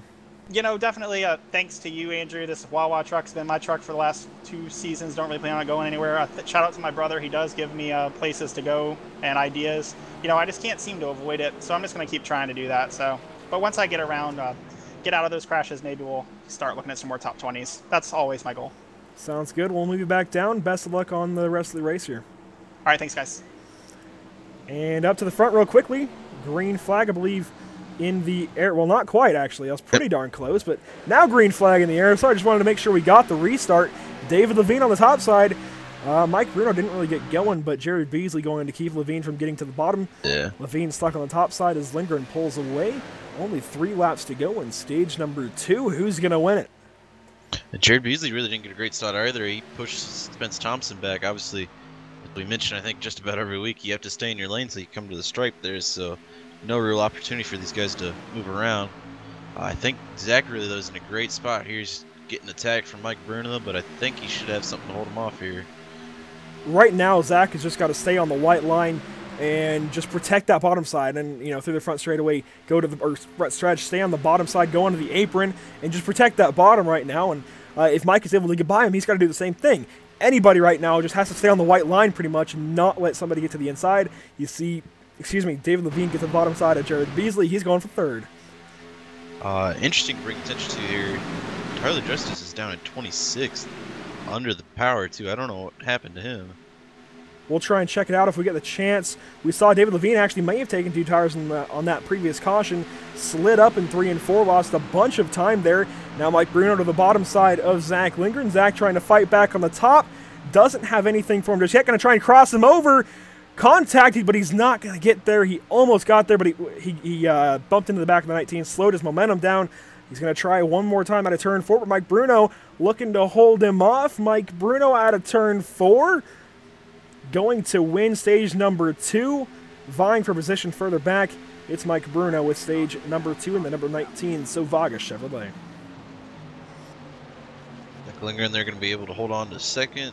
Third's going to be Jared Beasley. Spence Thompson just barely edging out David Levine for 5th. Kelsey Rogers is 6th. Craig Lerman's going to be 7th. 8th is going to Matthew Wilsenbach. 9th to Corey Walters. Bradley Wilson was able to get that one spot to make the top 10 in the last point for the stage 2. Yeah, so Bradley Wilson didn't quite get into the top 10 in stage number 1. Will do it this time, gets a point, and even just that 1 point is going to really help him out, you know, in the long run throughout the year. So it's good for him to finally get up into the top 10 for one of these stages. Now he gets to go race, possibly for a race win. He's looking like he has a pretty decent truck in that number 51. Yeah, definitely. He's been there, not really having a great break for him so far in some of these races, but he's definitely. We've seen him as earlier when Atlanta, they both really had a great finish, him and Zach. So some more good starts for him so far up to P10. I definitely think he'll be happy with that. Well, I want to quickly check on the number 7 before we get an interview here with Zach Lindgren. I don't see any damage that would really slow him down. We're going to go all the way to the restart a few laps ago and see what happens to him. And yeah, we're just going to watch the number 7 here for a moment because Tyler Justice won stage number 1, sorry, and ended up, I think, 26th, 27th after stage number 2. That's really bizarre. I don't know what happens. It's stuck at like just under 160 miles an hour. He might have had something happen in the pit lane. You saw these guys struggling to get by him, almost wrecking, so we're going to go back even further, see if something happens in the pit road. Trying to go back to where he had a clean front end. Because he does just have a tiny bit of damage, but it's nothing severe. This is really bizarre. We'll watch and see what happens. I wonder if maybe it was almost equipment or something like that issue we have going on for him. But that would be really bizarre, even more so than just, you know, something happening in the pit lane. I don't know what happened to the number 7. We'll try and catch up with him at some point if we get the chance to. But we got to bring in stage number 2 winner Mike Bruno, so we'll do that now. And Brendan will let him drag you up when you're ready. Or drag him up. Sorry. Hey Mike, it's Brendan up here in the side booth. You got a copy with us? 10-4, Brendan. I got you, bud.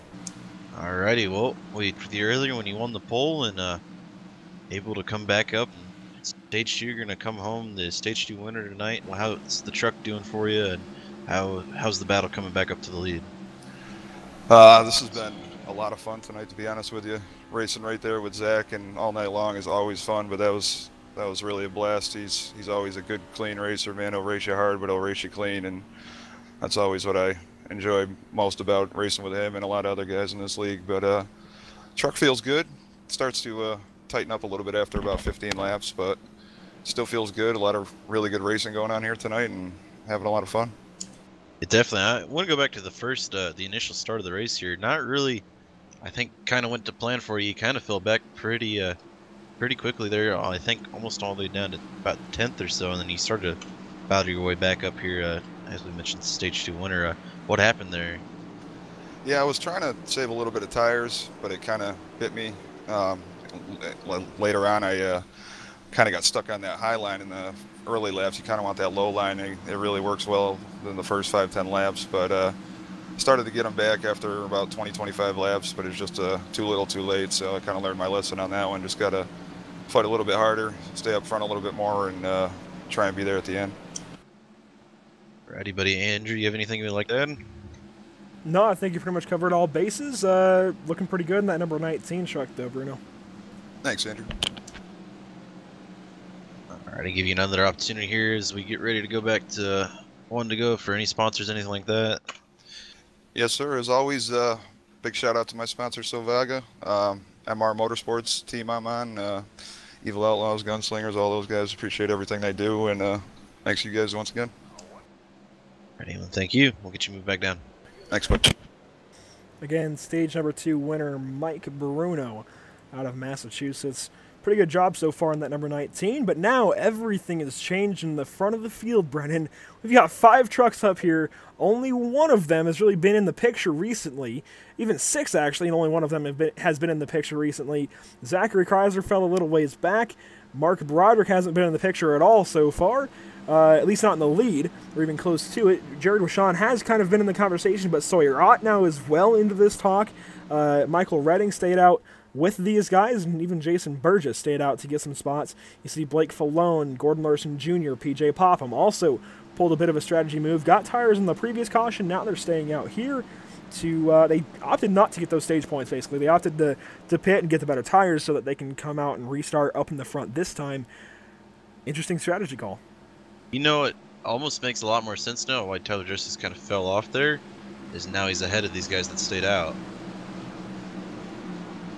You know, that is actually kind of true. He actually has somewhat decent tires, I believe. We'll see what happens here on the restart. Zachary Kreiser bringing us to the green, pace car in.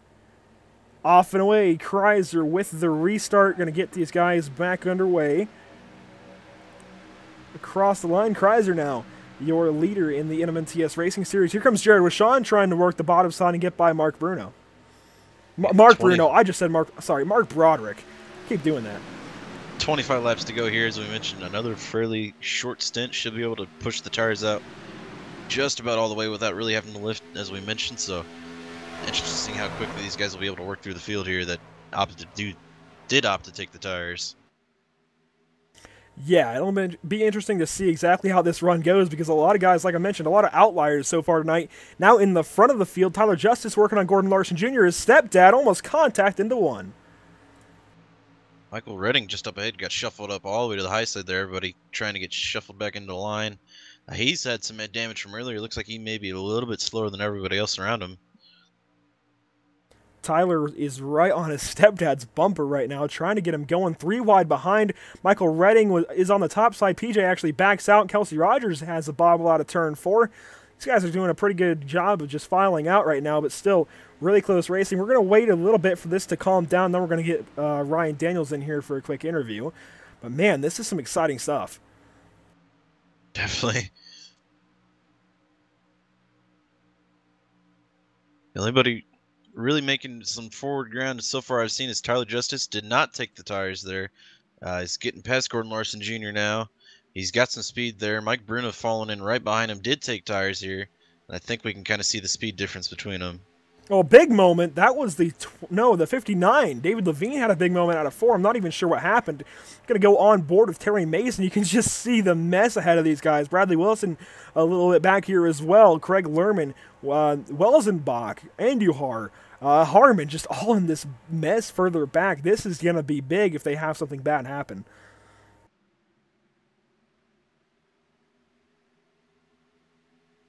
Really tight racing. This has really mixed the whole race up, because you see now Zach Lindgren all the way back, almost out of the top 15. He's actually, okay, not out of the top 15, but out of the top 10 at the very least. He's in 12th. This is kind of insane. You see that little bit of pit strategy come into play, and just everything gets changed up.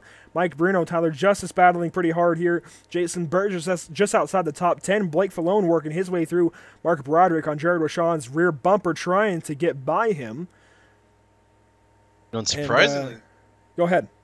Surprisingly, they're holding on pretty well. I expected this to not really last but more than a couple of laps, and everybody's going to start getting through them. But we see Jared Wishon, Mark Broderick, Zach Kreischer out there with the starting to pull almost a half-second lead ahead behind from Blake Falone, and they've got something still in the bag, I think. I don't think we'll see too many detrimental effects to the tires until about 5 laps from now, I think, is when these tires in the front will start to give away. Oh, a big bobble out of Kreiser. Wishon to the bottom side, looking for the lead, can't get it done. Kreiser blocks him to the bottom side. Now, actually, here comes Wishon to the bottom.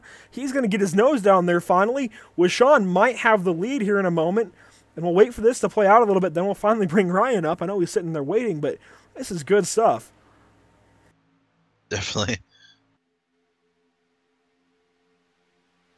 Really good TV time for some outliers we don't normally see towards the front. Great opportunity for these guys and a great opportunity to try and come home with a win here. Jared Wishon might have the lap led. I think he did. He definitely had it. Jared Wishon led a lap here at Las Vegas, so it's going to make Scott Andreas happy. Where are you, Scott? I know you should be out there somewhere cheering him on. But good stuff there.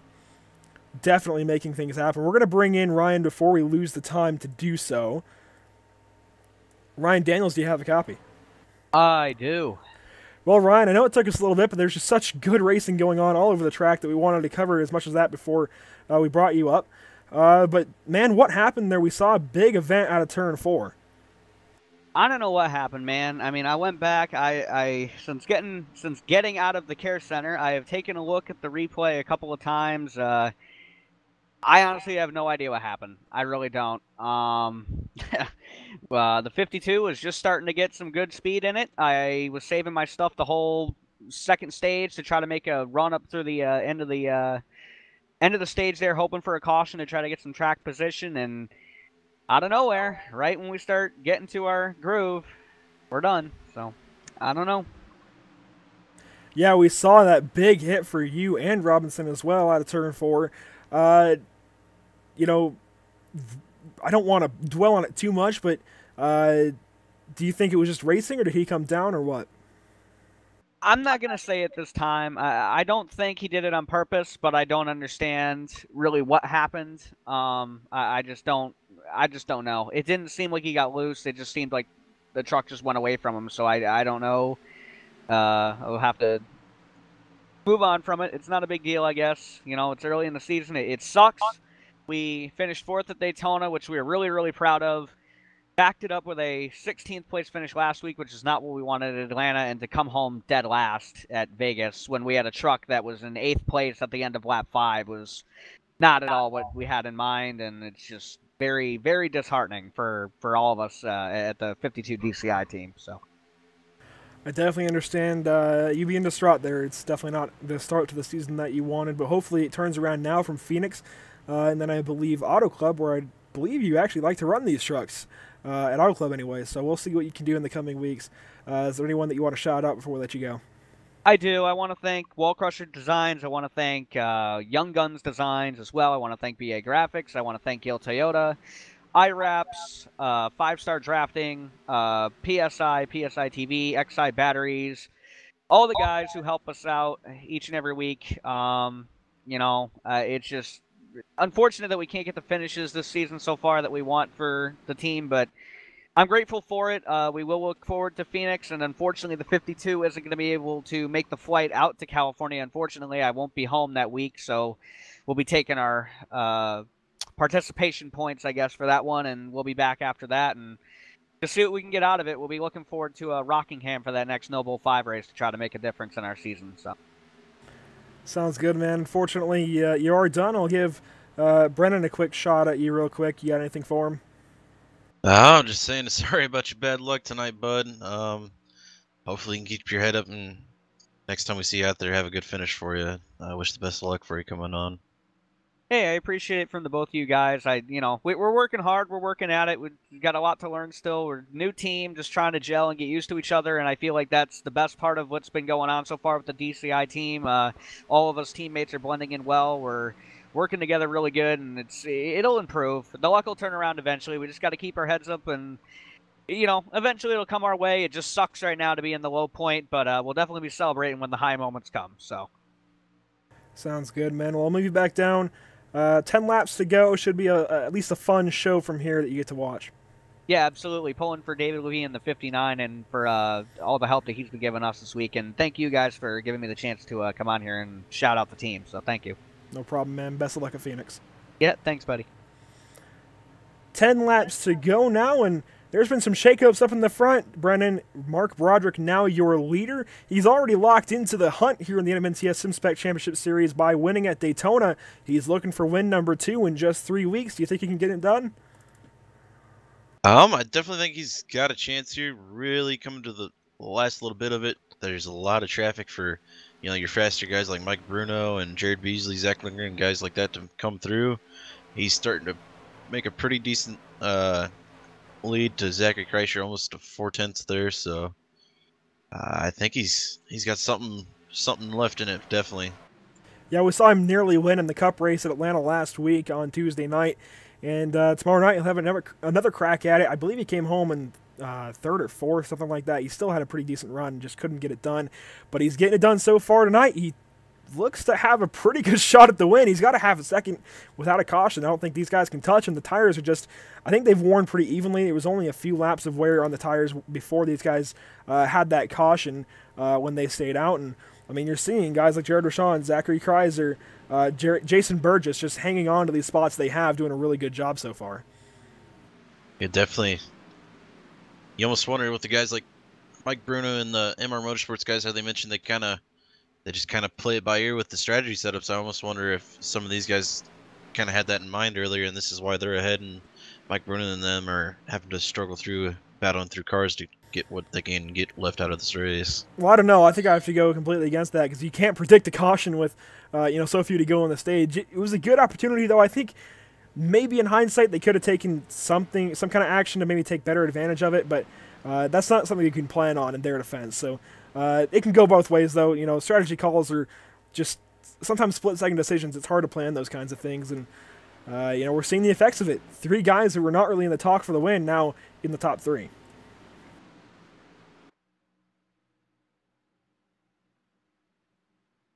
Blake Falone working his way to the outside of Mike Bruno. He barely got his nose up there, actually. That was pretty darn close out of turn number 2.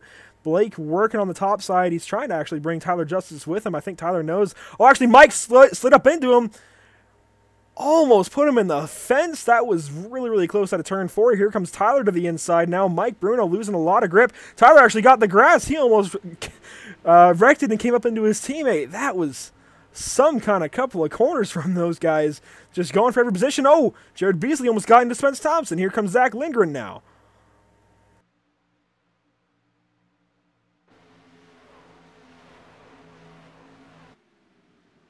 These guys are fighting tooth and nail for every little bit. Now Zach almost pushes into Spence Thompson. They are really pushing these tires, Brennan.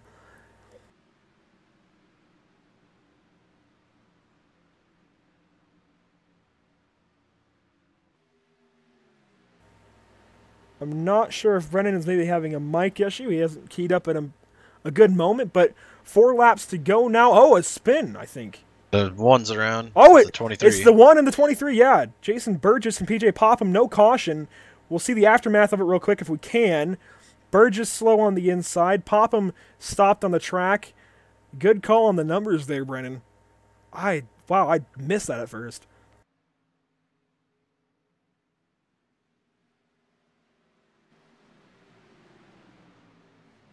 Brendan, what are you seeing back in the front here? Roderick's really pulled off almost a whole second now. Just with Sean and Kreischer now battling for second and third. Not really too much going on there. Bruno's trying to work his way up here. I don't know if there's going to be enough left with 2 to go left. No, definitely not. I don't think he has enough of a chance to get up to 3rd place. Jared Washawn, he's certainly working on it, though. That Sovaga Chevrolet looking pretty good. He might be able to get 3rd place. It's going to be tough. He's certainly got his work cut out for him. He has about 2.25 miles left to work with. It's going to be close. It's going to be close. David Levine trying to hang on a 10th in front of Corey Walters and Bradley Wilson. Bradley now to the bottom side. He's looking for 11th. He gets it. Now he's going to look for a 10th on the outside of David Levine. Doesn't have it just yet. He's going to keep going to work. We've got 1 lap to go. Less than 1.5 miles for leader Mark Broderick, coming home possibly to his 2nd win in 3 weeks.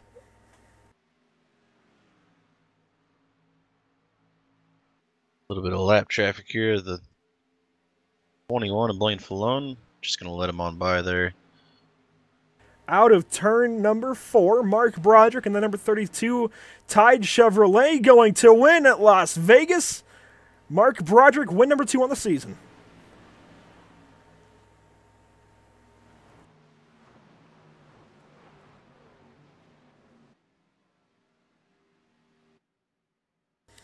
Zachary Kreiser is going to come home 2nd.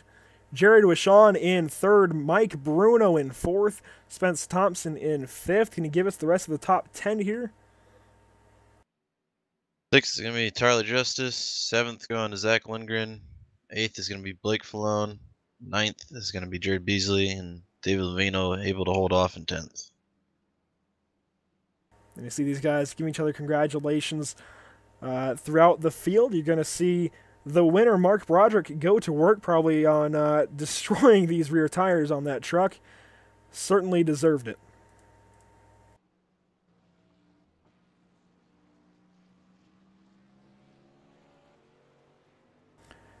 Broderick only... Oh, he's actually going to kill the wall. Oh, okay, well. Celebration gone a little bit wrong there for the Tide Ride, but Brendan, he only led 13 laps of 130. That last restart was pretty important. He wasn't in the picture really at all. I don't think he might have got some stage points in stage number 2, actually. He was murking his way through, but when we were looking at him in last place in stage number 1, did you ever think he was going to get this win? Yeah, I don't know. I didn't think he... As I mentioned, not really one in the picture, I think, for the win here. Definitely was doing his best to work through the field. He just put himself in the right spot at the right time with that late stage caution there to give himself a good opportunity to win. Definitely. He did a great job of just working really the challenges he had in front of him, working the whole 130 laps, realizing that it wasn't just, a 50-lap race. It's more than just the first stage, and he did a great job of just coming through the field and putting himself in that position to take the win tonight.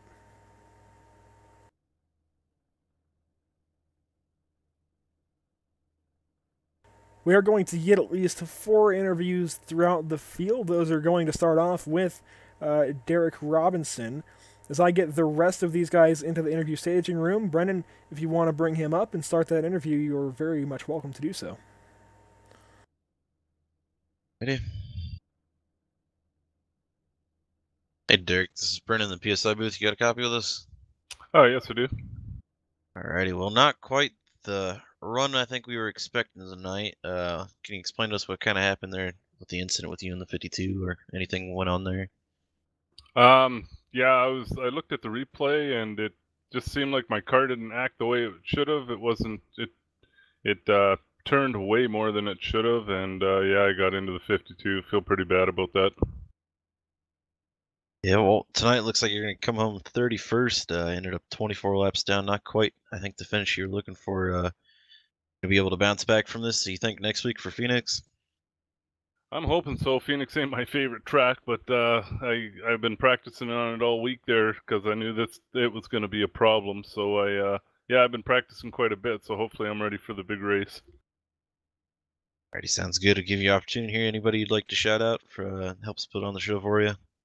I'd like to put a shout out to Digital Doctor. He does all my paint jobs and helps me out with all my computer work. He's a great guy. Then I'd like to thank the HRL team, man. They're a fantastic group of guys. They're very supportive and they give you lots of tips and stuff. And then I'd also like to thank Bradley for putting on this fantastic league, and I'm learning lots in this league like you would not believe. And last but not least, to everybody that's involved with the PSI TV broadcast. After each and every race, I go and watch the entire show, and I'm just fascinated that you guys can come up with commentary for the entire run, man. Good job. Thank you, buddy. It's good to hear from you. Well, I think we'll get you moved back down here. Hopefully we see a better result from you next week. Thanks, guys. Have a good night. Yep, you too. Again, Derek Robinson got caught up in a wreck just about, what do you say, about 24, 25 laps ago. Right at the end of stage number 1, actually, or stage number 2, sorry. I forget exactly where it came in, but he definitely, they were in the long haul pretty much. They were towards the end of the race and just had that big incident. Yeah, it's just unfortunately going to come home in 31st with Ryan Daniels in 32nd. Really sucks for those two. Moving on, though, I believe we have Jared Wishon ready to go for his third place interview, and this should be a fun one. Jared Wishon, this is Andrew Cardinale in the PSI TV booth. Do you have a copy? Yes, I do. Well, Jared finally got that top 3 finish that you've been looking for these last few races. Comes at Las Vegas. Could you imagine it to be any better? Not really. It was a pretty good run. Just couldn't get the bottom to work there on the bottom of the 39. but once the tires were out and I got to the high side, I was pretty good on the longer run. Yeah, I mean, you guys pulled a pretty good strategy move to just stay out when we got that caution, and I think it was actually a stage break caution, and you ended up going to the front when everybody else in the front came in. I think you restarted in second or third, and you hung on to a third place finish. You got some front end damage though about midway through the race. Tell us about that and trying to battle with that. Yeah, I think the 52, I think it was, got into the wall, and then I just ran into the back of it. It wasn't bad, so it didn't really affect the truck at all. Well, hopefully we'll see you again tomorrow night for the Cup race here at Las Vegas as well. What's next though, going forward in the 2018 season? What's your next goal? Just keep getting off top fives, and hopefully a win will come with that, but we'll just see how that goes, I guess. Sounds good. Brennan, do you have anything for a third place finisher? Just say congratulations again for you, the third place tonight. Really good run for you. Glad to see someone, coming up through the ranks here, able to come home in the top 3 tonight. Thank you.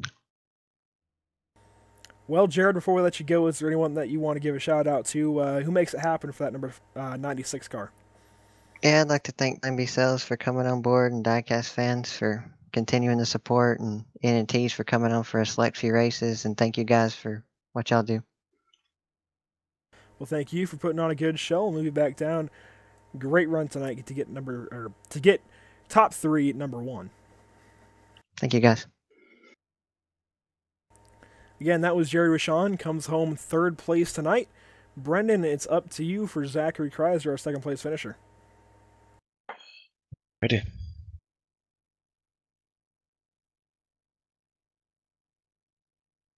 Hey, Zach, it's Brennan here in the PSI booth. You got a copy of this? 10-4, how you doing? Not too bad. Well, able to come home second tonight. How'd that strategy move work out for you? You think second place? What was going through your head there that made you decide, hey, let's try and stay out and see if we can get a top 5 out of this?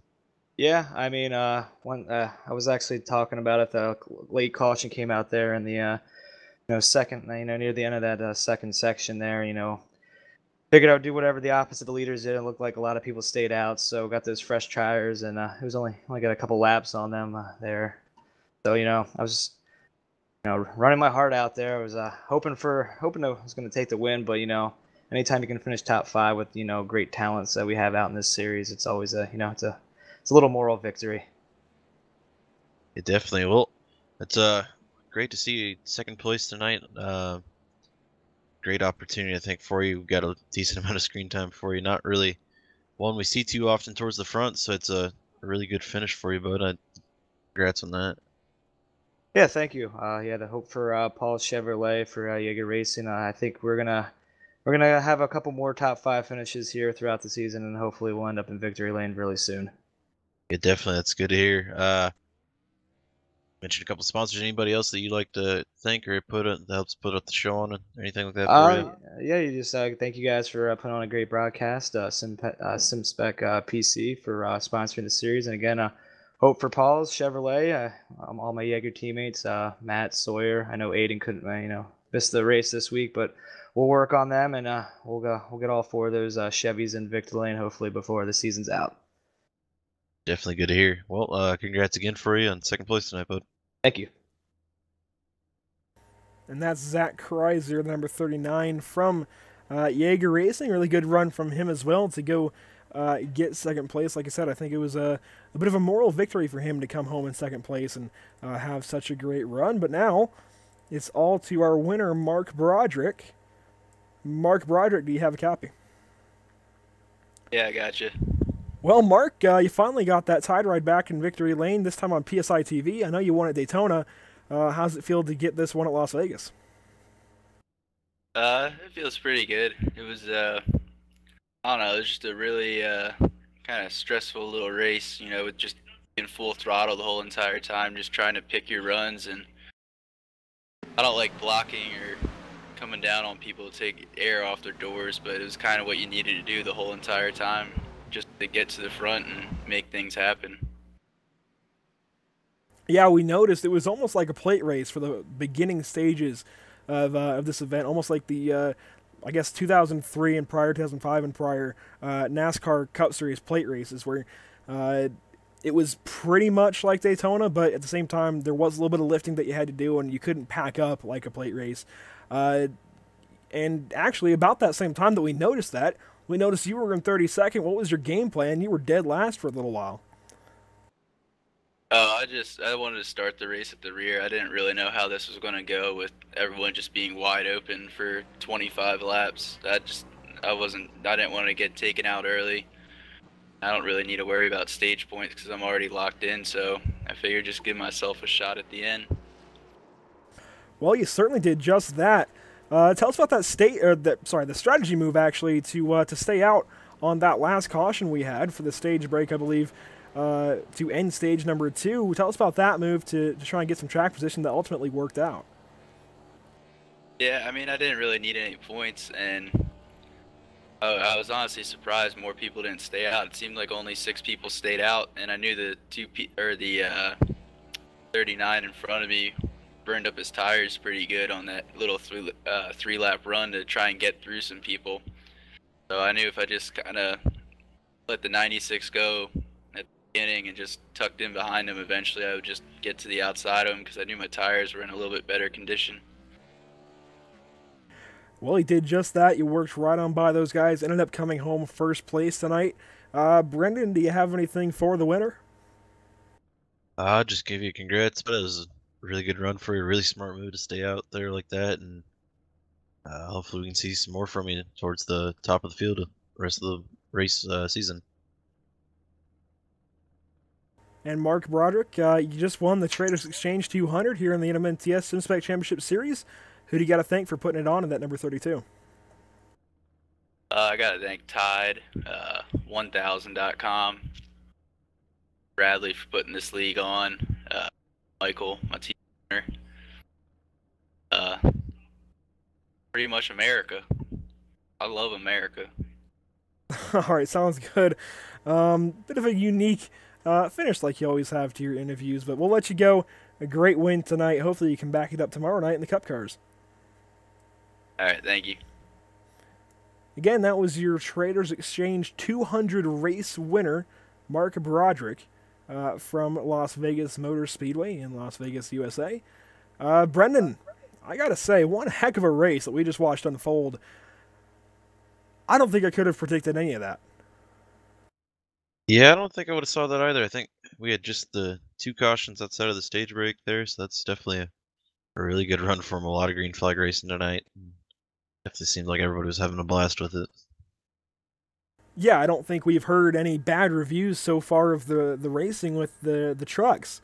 You know, we had a bit of concerns going into the cold weather races at the 1.5 miles. Obviously, among the drivers, they don't necessarily want to run flat out all the time. It is like Mark and even Tyler said, a bit sketchy, and it's not always the prime condition, but you know, you got to trust what the NMNTS does here because it's put on some really good races so far. I think now we can all put our trust behind Bradley Wilson, Ken Yance, and everyone else helping out, John Barron and whatnot. A really good showing here tonight at Las Vegas. This really was an exciting race. Got to congratulate everybody in the field for just putting on, again, one heck of a race. I don't think we could have wished for a better one here from Las Vegas. So, again, just great run for everybody. I'll let you kick it off, though, with our top 10 results. Ready. Top 10 tonight. Ryan Broderick obviously won Mark Broderick, won the race tonight. Zachary Kreischer, we talked with him as well in second, and Jared Rashawn in third. Coming fourth tonight is going to be Mike Bruno. Able to get through most of that traffic, just not quite enough to get him in the top 3. Spence Thompson's going to come home fifth tonight. It was a really good run for him. Especially starting to, looks like he took the grid 30th. Pretty sure a couple of the guys ahead of him did not make the show, but Tyler Just is going to come home 6th tonight. Zach Lindgren is going to be 7th. 8th going to Blake Falone. 9th tonight will be Jared Beasley. David Levine going to come home with the top 10 tonight. And moving on to the next 10 in the field, 11th through 20th, we'll get kicked off with Bradley Wilson bringing the Oil Can Hancock Chevrolet home just behind David Levine. Corey Walters is going to follow him up in 12th place. And the number 28, Matthew Welsenbach, didn't quite finish out the top 10 run that he had going at the start of the race. Comes home in 13th position. John Kennedy falls back just a little bit in the number 42 to 14th. Sawyer Ott also fell back from the start, actually. He'll come home in 15th. Gordon Larson Jr., 16th. Craig Lerman hangs on for 17th. Joseph Andujar hangs on for 18th. Michael Redding actually did pretty decent with the damage he had. Comes home in 19th position. And Trevor Harmon out of Fort Mojave, Arizona. Really a home race for him more than anywhere else. Going to come home in 20th. 21st tonight, Robbie Buckner. Didn't really hear too much from him tonight. 22nd, unfortunately, Kelsey Rogers. He had a really good run. He was towards the top 5 for a while there. I think even battling for top 3 for a little bit. Unfortunately, 22nd for him tonight. Kenny Janssen, 23rd. 24th going to go to Jason Burgess. Obviously, they had that late race incident there with him and PJ Popham that did not bring out caution, so they got sent towards the back. Terry Mason's going to be 25th tonight. David Heiza is going to be 26th. 27th goes to PJ Popham. As I mentioned, he was the other one involved in that incident. Blaine Fallone's going to be 28th tonight. 29th going to Jackson Allen, unfortunately that incident down on pit lane. 30th will be Mark Richter with some connection issues, I believe, tonight. And following up Justin Richter will be Derek Robinson in 31st. We got to talk to him after his event with the guy in 32nd. That was Ryan Daniels. Those two, unfortunately, had a really big wreck. Really one of the only couple of wrecks tonight at Las Vegas out of turn number 4. Both of those guys were done for the night immediately. They'll go home as the last 2 finishers. But the guys that didn't make the race tonight were Joe Burchett in the 83, Jason Alexander in the 34, Clayton Kurtz in the 16, Ronald White in the 99, Aiden Young, like Zach Kreisner mentioned, in the 37th from the number 9, Christopher Matthews in the number 92, and Jaron Mogard in the number 3. And that completes your entire race results here from Las Vegas. Brendan, going into tomorrow night, do you have any final thoughts? Overall tonight, just repeat some of the stuff I said earlier. I think just the 2 cautions outside of the stage breaks there. Really good racing for positions. Really good finish there to great opportunity for a lot of guys to put themselves in a really good spot. So I think we'll see something a little similar. Obviously, the Cup cars drive a lot differently than the trucks do here. You're gonna have to wheel them a bit more, but be a lot of good action tomorrow night. Yeah, I think tomorrow night will be really good, in addition to the run we had here tonight at Las Vegas for the Traders Exchange 200. If you want to help support the NMNTS and or Pit Stop TV, just contact Pit Stop TV on Facebook, and we will get you hooked up with the right contacts. There are plenty of races available for you to sponsor with your company or other brand name in the NMNTS and in other leagues that we broadcast as well, and you can always sponsor us directly, so definitely do contact us, and we will get you either in contact with the NMNTS or we'll get working with you on something new. It's definitely a great opportunity for a business that you may already have going or maybe wanting to start up. It's a great opportunity to get it out on the internet for the first time. Got to thank you for joining me tonight, Brennan. It was a lot of fun, and hopefully this only improves as the season goes on. I'm not sure how they're going to do it, but hopefully it does. Great run for everybody, and we will see you tomorrow night for Cup Series action from the same place, Las Vegas Motor Speedway.